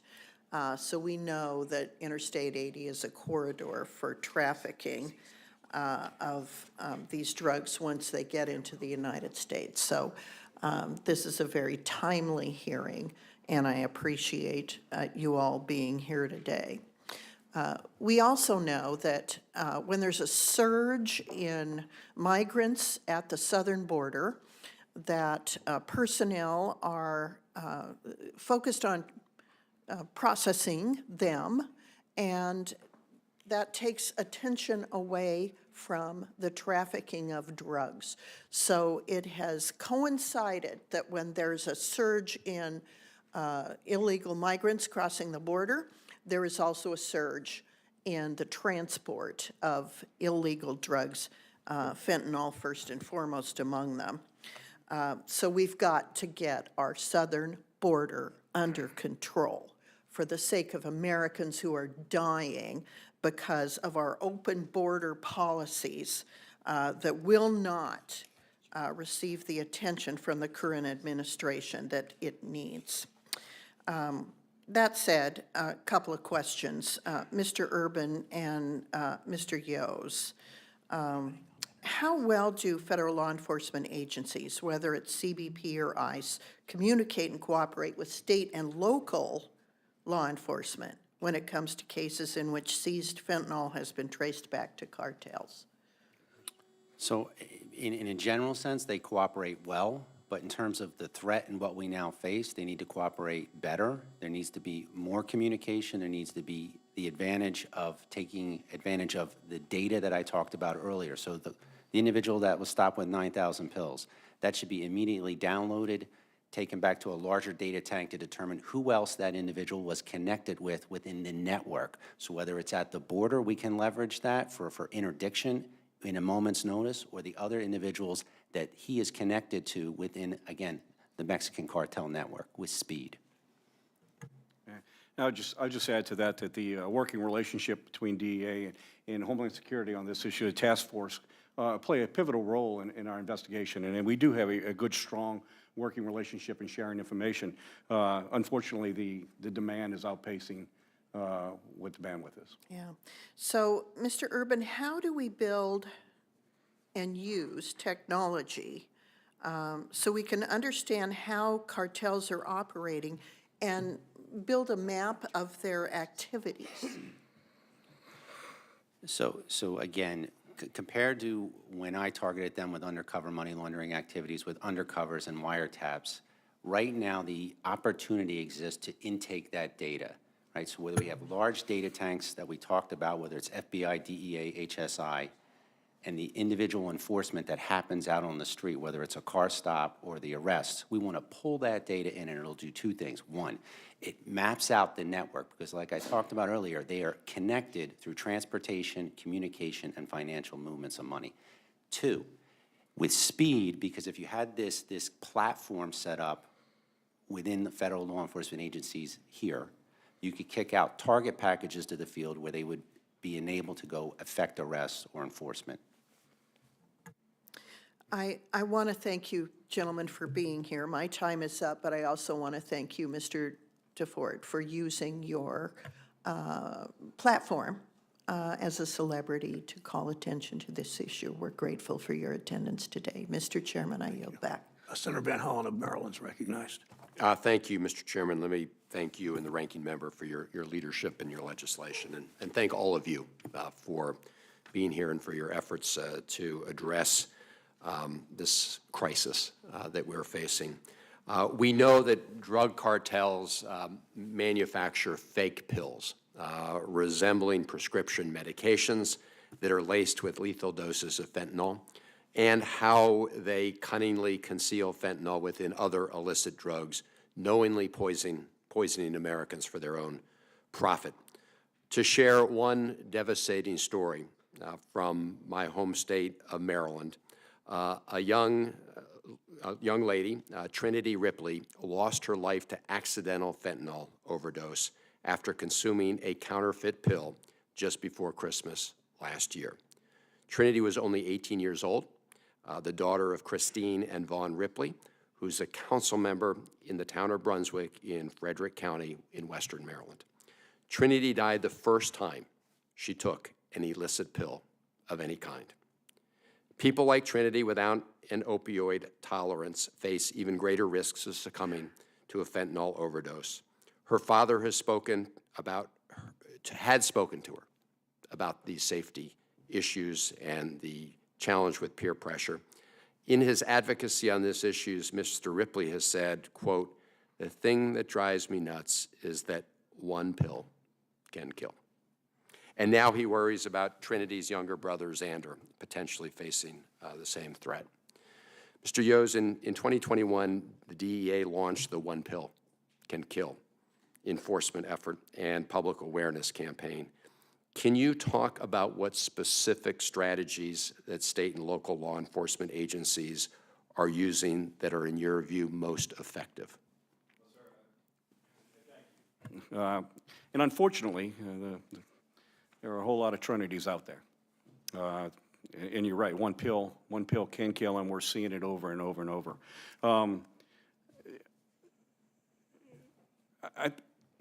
you know, in a law enforcement standpoint, you know, we're putting Band-Aids on problems because there's just so much activity taking place. There are really a couple of facets that we haven't talked. We talked a little bit about it, but there's another facet too. You know, it certainly shouldn't be at the expense or taken away from the enforcement side of it. But it's programs like this that are going to, we're talking about the suppliers, and really a lot of this legislation is geared strictly for, towards the, those that are manufacturing, those that are bringing it in. And the reality is we really need to focus on the other side of this as well, how it's affecting our communities and how it's affecting families and the education portion part of it as well. Thank you. And Mr. DeFord, I've been listening to your testimony from my office and all the testimony. Thank you for the powerful voice you bring to this crisis. Your experience, your voice, your music, cut across party lines. They bring people together rather than divide them. And as all of us know, nobody cares whether someone who's overdosed from fentanyl is a Democrat, Republican, or anything else. So thank you for your unifying force in addressing this crisis. You mentioned Baltimore City being one of the epicenters of the fentanyl crisis, and that's our state of Maryland, like others, has not escaped this scourge. If you could just say, based on your experience, whether there are any misconceptions that others have about the group of people who end up using or dying from fentanyl, misconceptions that people have that could help us better address this crisis. Thank you, sir. I want the record to reflect I'm an Orioles fan. All right. I think Trinity's story is the main story that we can reference right now about the misunderstanding about drugs in America and about what fentanyl is doing, is that the drug addict is shifting, right? Is that it's not always the drug addicts now. Sometimes it's just the young lady who took a pill the night before Christmas to maybe get sleep, maybe get the anxiety of Christmas off. I don't know Trinity's story, but I'm sure within my spirit, she didn't take that pill to lose her life.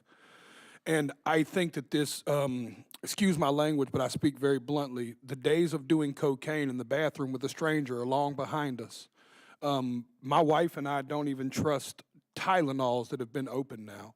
That's how scary of a place we live in. And I think that the biggest misconception about this is that if it hasn't already ended up in your home and you're listening to this thinking it never will, you are wrong. It is on its way to your living room, and I suggest that we stand up and do more as fast as we possibly can. Thank you for that important message to everybody. Thank you, Mr. Chairman. Senator Daines of Montana is recognized. Chairman, thank you. Just on behalf of a bunch of folks in Montana who listen to Jelly Roll a lot, including myself, welcome to the swamp here in D.C. We're glad to have you here. But I prefer listening to you on my pickup back in Montana, Jelly Roll. But I'm very proud of what you are doing as a role model and the message you have right now. People will listen to you, they won't listen to people who wear ties. Thank you. Over the past year, I've had the opportunity to meet with folks across Montana, everywhere else, to discuss the ongoing fentanyl crisis that is wreaking havoc in our communities. I've met with law enforcement, public health officials, tribal leaders, Border Patrol agents, others. They're all saying the same thing. This fentanyl that's flooding across our southern border is reaching our communities in record time and killing Americans at a horrific rate. We don't have the numbers yet for 2023 for Montana finalized, but our Montana drug task forces were on track to seize nearly 500,000 dosage units of fentanyl. That's double last year's record-shattering seizures. This is not just about urban areas. It's not just about states that are close to the southern border. Montana is a northern border state. We border Canada, but we have a southern border crisis. As we've seen the CBP numbers in fiscal 23, they seized enough fentanyl at the southern border to kill the entire population of the United States. These are sobering numbers, and with Jelly Roll's public advocacy and help, just letting people know you don't die from an overdose, you die from poisoning on fentanyl, the smallest amounts. And you take a little packet of Sweet and Low and think of, if that were fentanyl, it's enough to kill 500 people. One of these Montanans whose life was tragically cut short was Riley Schraps, Butte, Montana. It's one more of the tragic stories. He passed away after taking a pill that was laced with fentanyl. Last year, I had the honor of bringing Riley's dad. I brought him, Riley's dad's name's Tom, to be my guest to the President's State of the Union address. Tragically, Riley's story is becoming more and more common as fentanyl continues to infiltrate every corner of every community in America. I'll continue to work with my colleagues in the Senate to clean up this. In many ways, it's a man-made crisis. It's a crisis that starts at the southern border. It starts in Mexico. It starts with the precursors in China as well, and stem the flow of fentanyl in this country so that no more families, no more Montana families have to grieve the loss of a loved one to this drug. Mr. Yos, in your opinion, has the crisis of the southern border made the job of law enforcement officers harder as it relates to illicit drugs and crime? I think anytime you have a system where the demand is outpacing the resources, it's always going to be a challenge. And I think we're there. We clearly are. I know that there is some really strong discussion here in the Senate about a solution to the border, and I'm really looking forward to being part of that and learning more of it and being part of that solution. Something we need to recognize that there is damage being done here. Thank you. Mr. Urban, have Mexican drug cartels taken advantage of the crisis of the southern border to elicit and traffic these illicit drugs in the United States? Sure, the Mexican cartels are exploiting our border right now. They're trafficking drugs across the border every day, as we talked about. I think in a general sense, we need to turn the border into an asset, into a choke point as it pertains to the transportation of fentanyl. And it takes, like I said it before, a network to defeat a network. So we need to understand how it's getting across, how they're bringing it across, and be able to effectively increase interdiction at the border. Do you think the administration is doing enough with its current sanctions authority to target the Chinese entities that profit off the sale of fentanyl precursors? So as I mentioned before, in terms of sanctions, I think sanctions offers a real opportunity in terms of offensive strategies against the chemical precursors and the Chinese entities we need to target. You need to move from 6 to 9 months in an indictment to sanction someone to more like 4 to 6 weeks, and you need to dramatically increase in scale in terms of the numbers of sanctions that you put out. Jelly Roll, in terms of cartels operating around the United States, what are your thoughts there and what role they're playing right now to get the fentanyl distributed? You know, it's funny. I've had a complete change in life. I used to side with the criminals, but these days I side with the law, and I believe that it's imperative that we do something about it. The story of the cartel sending drugs to America is a tale as old as time. It's just not as deadly as it is right now, because to your point, people aren't overdosing because they're doing too much. People are overdosing because they're doing a little. Thank you. Thanks, Mr. Chairman. Senator Warnock of Georgia is recognized. Thank you so very much, Mr. Chair, and thanks to all of our witnesses for being here. I'd like to say to Mr. DeFord, Jelly Roll, I heard your sermon on the CMA, and I was wondering what you're doing on Sunday. You know well from your experience that the war on drugs began in 1971, ushering in federal and state policies that resulted in an explosion of drug-related arrests. Your family's been impacted by this. You've been impacted from 1975 to 2019. The United States prison population ballooned from under 250,000 people to more than 1.4 million. A number that Dr. King, whose birthday we will celebrate in a few days, could not imagine. I often call it the new Jim Crow. The consequences of incarceration can be lasting. In many states, those who have been convicted of drug-related crimes face significant obstacles in finding a job, securing a place to live, even voting. And so the very forms of discrimination against which Dr. King and others fought have been reinscribed within the context of America's criminal justice system. And as I've said before in this committee, my fear is that if we treat addiction simply as a law enforcement problem, we will continue to hollow out entire communities to fill our overcrowded and in some cases privatized prison systems while leaving communities no safer. And So I'd like to ask you, as you've told the story of your past, when you were a teenager, you were arrested and served time in prison for drug-related offenses, including violent ones. How has that felony conviction on your record, affected you, a successful rapper, a musician, a songwriter to date? Yeah, I mean, I carry it in every way you can carry it, Senator. Thanks for asking. There's so many countries I'm not allowed into, which I never thought would matter until I start having hit records in Canada and Germany, and I'm not allowed to go. I'm not allowed to vote. Any core right has been restricted for me. I struggled to buy a home because homeowner insurances were trying to charge me premiums because of my felony. I mean, this thing has hit me in ways that we couldn't describe. I've had neighborhoods where HOAs just flat wouldn't let me live there because of my felony. I have seen the effects of carrying this thing with me. And my state has a violent offender policy where it does zero forgiveness for violent offenses. A crime I committed when I was 15, I'll never be able to get expunged. And I carry that still today. So you in a real sense are the embodiment of a story of redemption.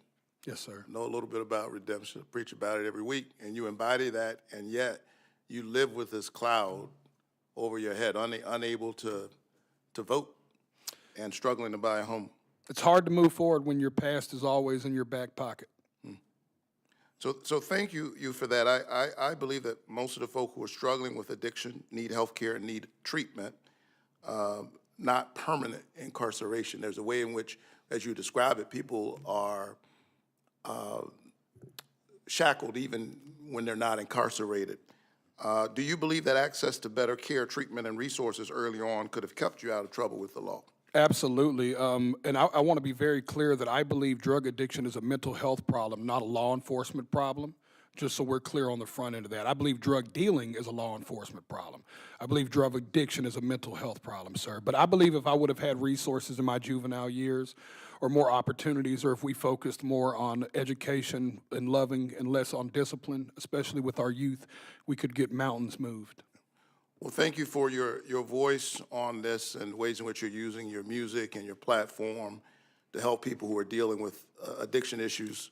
But we need you to help us to get it right in terms of policy. Last year, I pushed for the Fend Off Fentanyl Act to allow for some of the illicit finances reclaimed by the government to go to the Federal Substance Abuse and Mental Health Services Administration to provide funds for substance use disorder treatment and recovery and diversion programs. The chairman committed to working with me to get my provision in the bill before it goes to the floor. And I look forward to working with Chairman Brown to ensure that this important provision is included before this bill passes Congress. Again, thank you so much, sir, for your voice on such. I'm not educated enough to speak on this, sir, but I will say I have a feeling there's going to be more than enough money to go around. Thank you so very much. Thank you, sir. Thanks, Senator Warnock. Senator Britt from Alabama is recognized. Thank you, Mr. Chairman. And thank you to all of our witnesses for taking your time to be here with us today, particularly to talk about such an important issue. I want to echo what several of my colleagues have said. The United States is facing a devastating fentanyl crisis, which is only growing worse on the daily by the crisis we see at our southern border. Now, we know what we need to do when it comes to our southern border. We need to secure it with personnel, more personnel, physical barriers, technological barriers. We got to fix the broken asylum process. We have got to stop the abuse of parole, bolster interior enforcement, execute final orders of removal and catch and release, put back in, remain in Mexico. We owe it to the citizens of our great nation to secure it and to help stop the flow of fentanyl. And make no mistake, this is a national security crisis, an economic crisis, and a humanitarian crisis. The cost on humans is actually heartbreaking and gut-wrenching. The massive influx of fentanyl into the United States has left no community untouched. The day after Christmas, law enforcement in the state of Alabama seized enough fentanyl from 2 individuals in North Alabama to kill every single person in our state's largest 2 cities. And you start to think about that and think about the impact of that just in one seizure. We've heard many stats today. Over 379 million doses of fentanyl were seized across America in 2022, enough to kill every single American or every single Alabamian 75 times over. The results of this poison, it's flooding our country, and we see what's happening. It's clear. There were more than 100,000 overdoses, 112,000 to be exact, in 2023, and fentanyl is now the leading cause of death between the ages of 18 and 45. I think it's critically important that we think about this crisis beyond simple statistics, though. These numbers represent real people. They represent pain. They represent tragedy. They represent loss.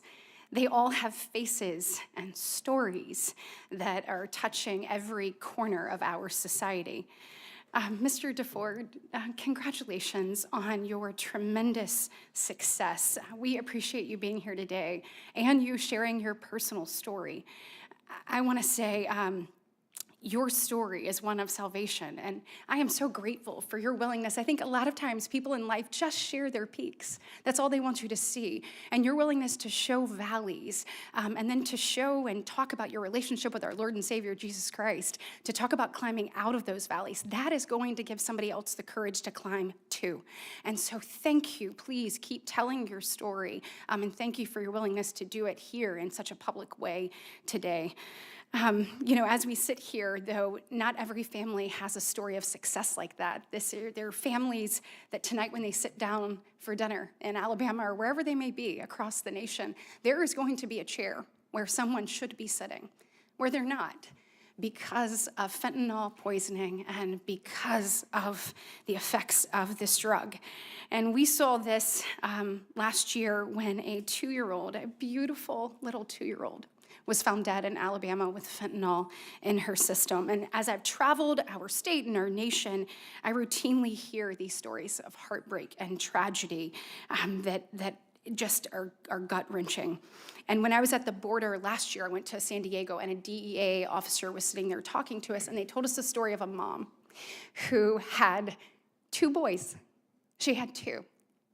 And they broke apart and shared a Percocet, and y'all know this story. And it was laced with fentanyl, and both of those boys died. As a parent, no one should ever go through that. No parent should have to deal with that heartbreak. And so as a mama, I am ready for us to do something now, not tomorrow, today.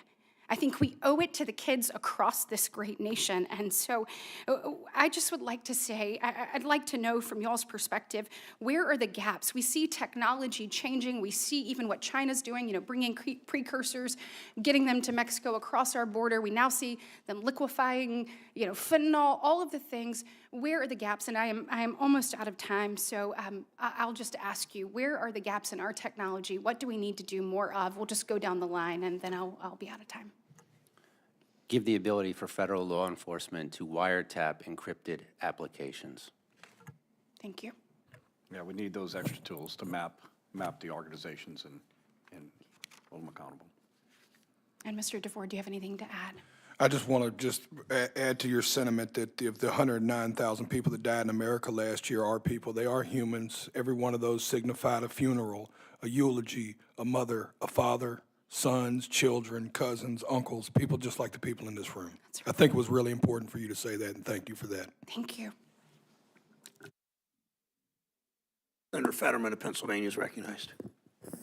Thank you, Mr. Chairman. Jelly roll. Hi. I don't know if any of my colleagues, Mr. Chairman, do you have any ink? But I do, and I'm familiar with your work, and I'm actually a fan of the genre.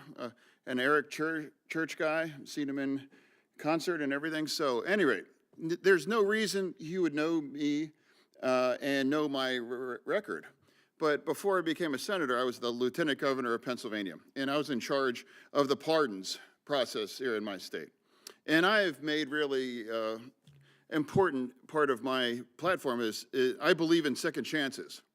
And I've signed off on thousands and thousands of pardons.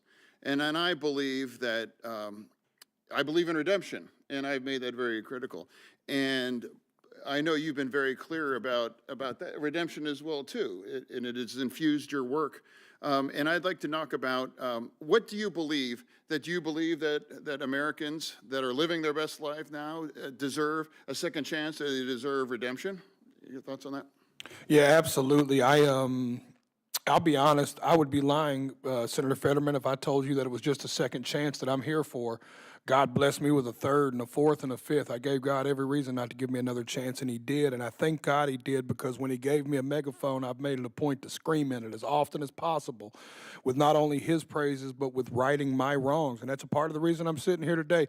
But you are actually one of the few politicians I was familiar with, because you dress like me. Which I think's awesome. I never give advice on fashion. Yeah, yeah. No, but no, and I think your message about a second chance really reaches a lot of people that may not be open to that as part of that, and my opponent and the other side really weaponized my standing for a second chance and believing in redemption. And now I've been made easy on crime, and I'm just like, lawless and everything kinds of things. And that's just, of course, not the truth. And I believe two things can be true at the same time, that we must be very smart on crime, and we must have a secure border, and we need to do everything we can to eradicate the scourge of fentanyl. But I also believe that we must have a path for redemption and to be allowed to be made whole again too, after they've paid their due. And again, you're a tribute to that as well too.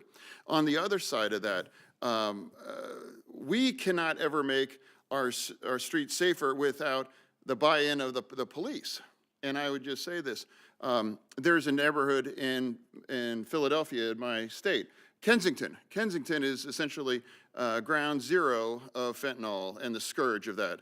And you will often see that on Fox, and some accuse that of being trank porn and things like that, and I don't agree with that. I've been around Kensington, I've been on it, I've walked around it, it's real, and it's there. And I don't think we can effectively address our national tragedy if we're able to make that successful and make it safe. And we can't do that without the members, Mr. Yos, of your membership in Philadelphia as well. And I fundamentally also, I want to salute the new mayor, Mayor Parker in Philadelphia. She understands that we have to address the situation there in Kensington, and I would absolutely support that. And I also believe that we cannot demonize our police as well, and we need to make sure they're part of the solution as well too, and I fully support that. And I just wanted to ask, because a lot of the politics that get involved in it, and my belief in a second chance has been weaponized, and many members of your membership believe that I'm lawless and I'm not anti-cop and I'm anti-law, and of course that's not the truth. Is it possible that two things can be true at the same time? That we need a strong, fully energized police department, and we also believe that believing in a second chance is actually, it's compatible. Well, sir, I do agree.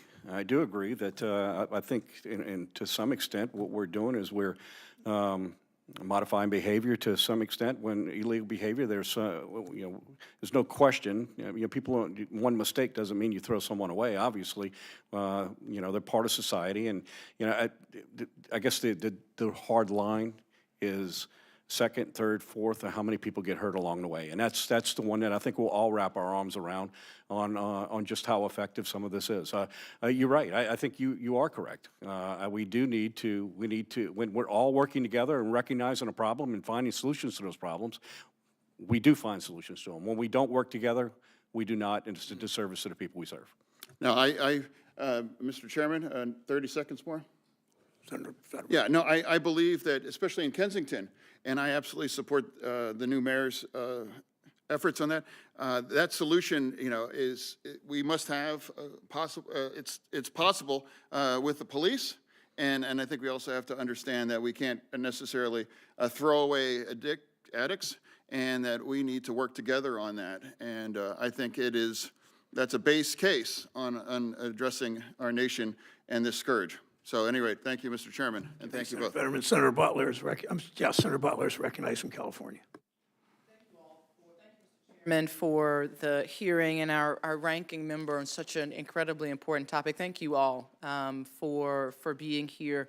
Representing the state of California, it was also important for me to be here and to be a part of sort of raising the voice and telling the story of 40 million Californians who have been managing the difficulties that this drug has brought to families, both urban and rural, American-born, and those who have immigrated to our great state. And so I want to appreciate all of you all for being here. You know, in California, fentanyl has been the cause of 77% of drug deaths amongst teenagers last year.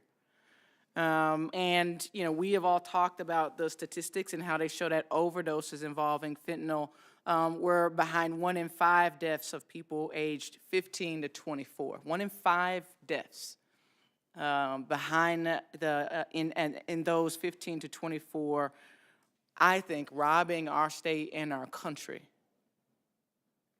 Robbing our state and our country of our future. Mr. Jelly Roll, and I join all of my colleagues in just having celebrating your leadership, your voice, your willingness to offer your time, your talent, and your treasure to our country. I also, interestingly, join my colleagues in having listened to your music.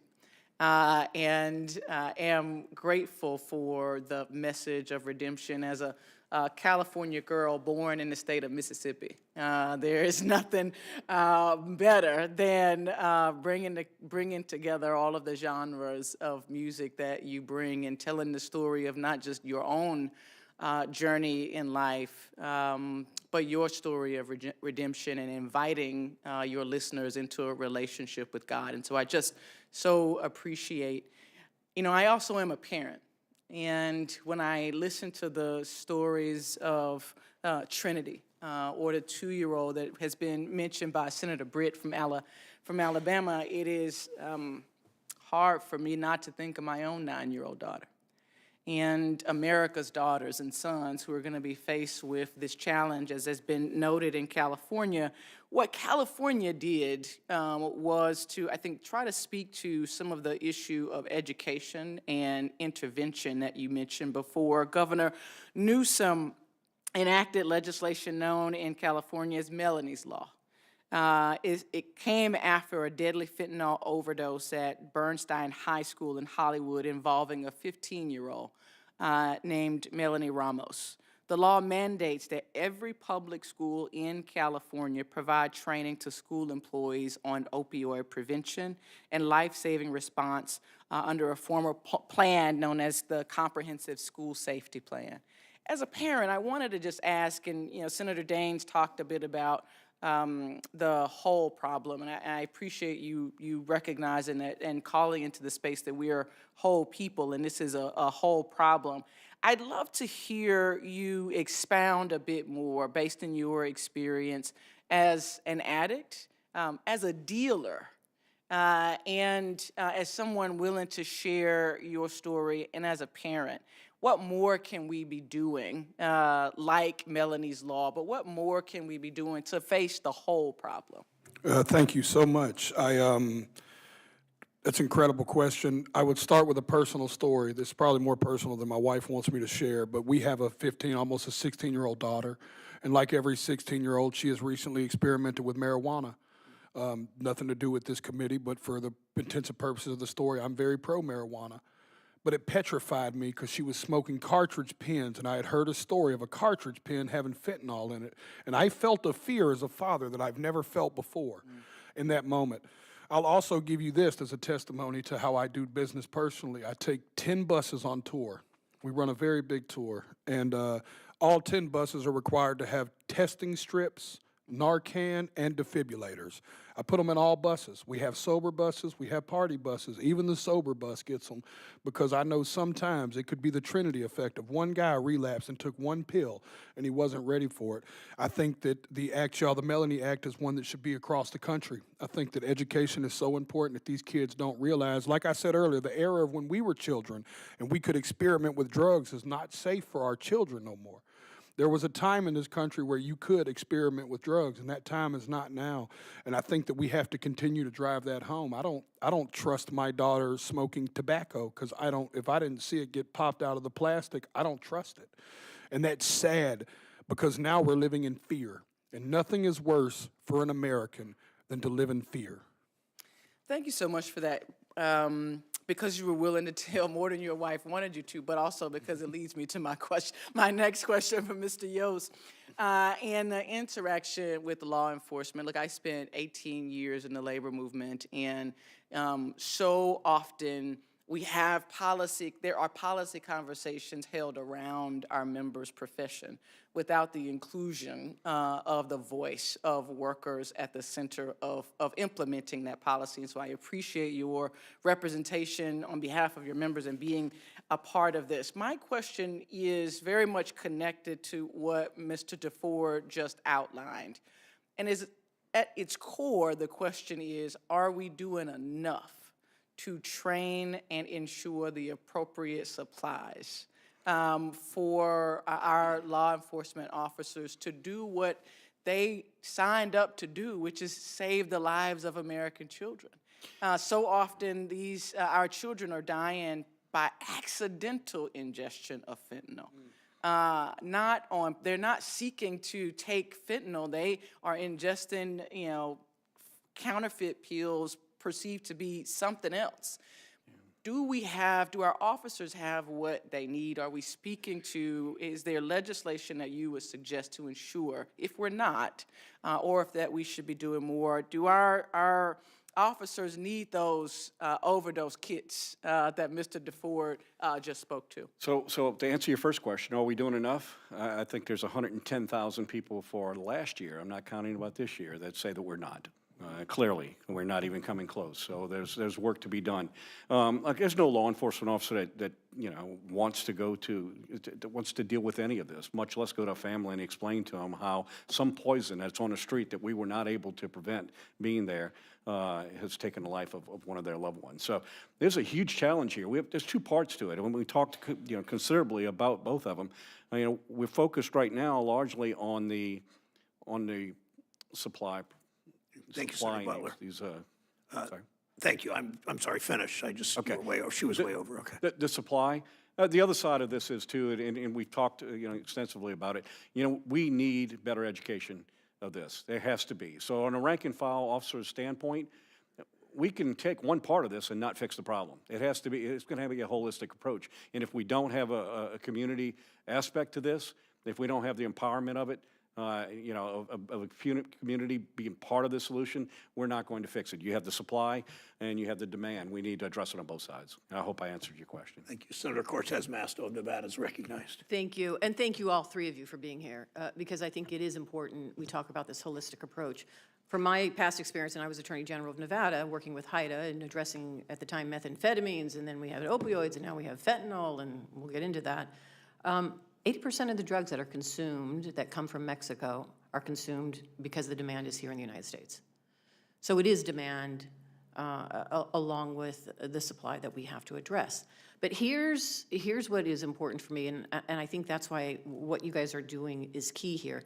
It is the relationship and partnership between law enforcement and our mental health and our substance abuse. It's the healthcare piece of it is key, just like the law enforcement is.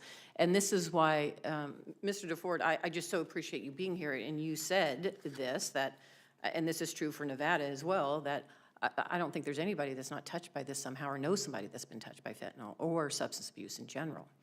And that's why it is important we continue to fund and support both sides of it. So for the benefit of everybody here, I want you to know, at the end of 2022, Congress made one of the largest investments in mental health and substance abuse programs. Congress put more than $2 billion in additional money to mental health and substance abuse programs over the past 2 years, and $7.5 billion for substance abuse and mental health services. That was the largest we've ever seen Congress doing. Is it enough? No, but it's a start. Here's my hope, is that as we are talking about these issues, that if you have a challenge, whether it's your physical care, your mental health, or substance abuse, there's a provider that you can go to get help. And you have the funds to do it, and it's accessible, and there's no longer any stigma associated with it. Because it is an illness. It is a problem that we have to address in our communities, and we have to front end and help people. And that's what I'm hearing from all of you as well, is this partnership. But to address the drug trafficking side of it, I am concerned. I was just down at the border. I was down in Arizona. I was at both the Tucson, Nogales, and Lukeville. There is a challenge with the drugs coming across the border, including too much fentanyl. And right now, this administration has $14 billion that they want Congress to support to go to that border, to address not just the drug trafficking, other things that are happening at the border. And I am hopeful that my colleagues on both sides of the aisle recognize that this is important. But here's my question, and I appreciate, Mr. Urban, your comments, because I heard very clearly what else we need to do with respect to law enforcement support, WeChat, wireless app. It takes too long. You and I both know from former law enforcement, the quicker you can get on it and follow the money, then you can stop the trafficking. And it is taking too long. We need laws, so I'm there, and I'm hoping my colleagues hear this as well, and I'm willing to work with them to address that.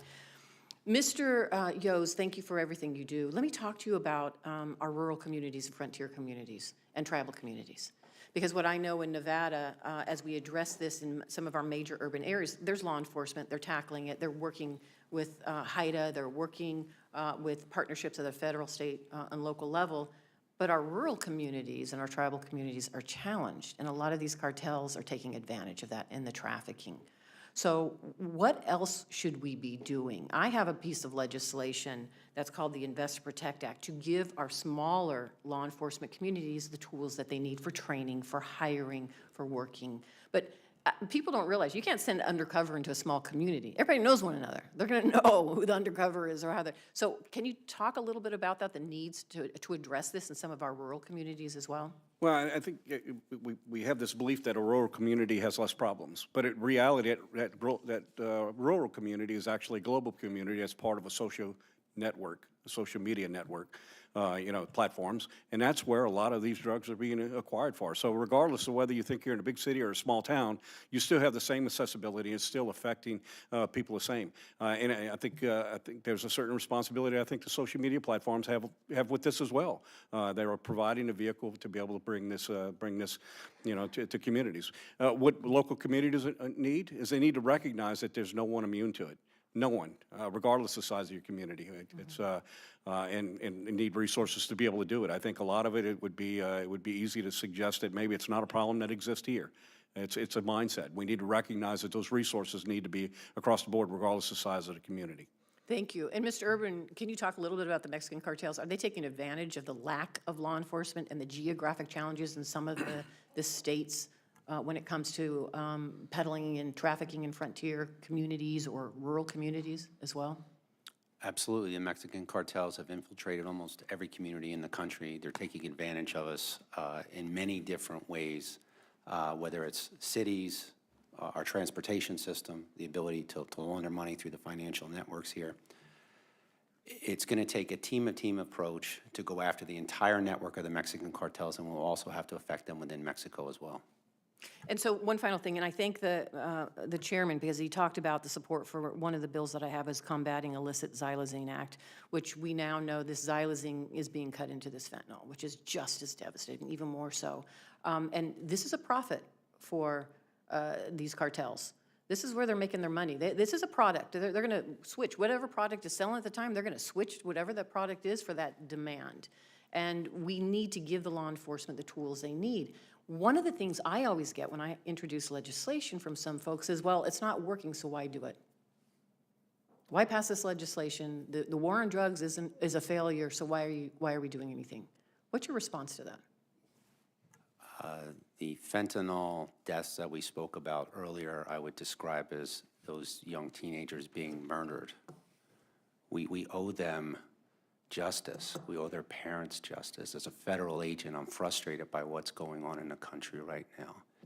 Everyone that's died from fentanyl overdose or poisoning, the Mexican cartels and anyone that's facilitated that trade needs to be brought to justice. And we want to talk about uniting as a country. We can all unite behind the justice that needs to be imposed on these nefarious actors.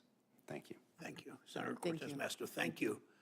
Thanks to the three of you for being here today and providing testimony. Senators who wish to submit questions, for the record, those questions are due 1 week from today, Tuesday, January 18th. So the three of you, the witnesses, the three of you, please respond within 45 days of our sending you the questions to respond to any of those. Thank you again.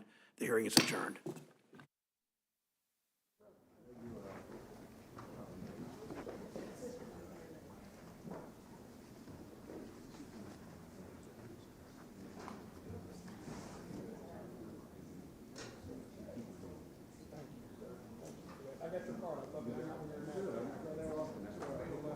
Nobody had us on, us being friends on the video, I thought we should do. Absolutely, yeah, that'd be great.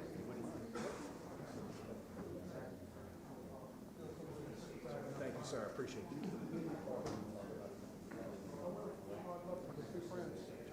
I'd be honored, please. No, to Senator Brown.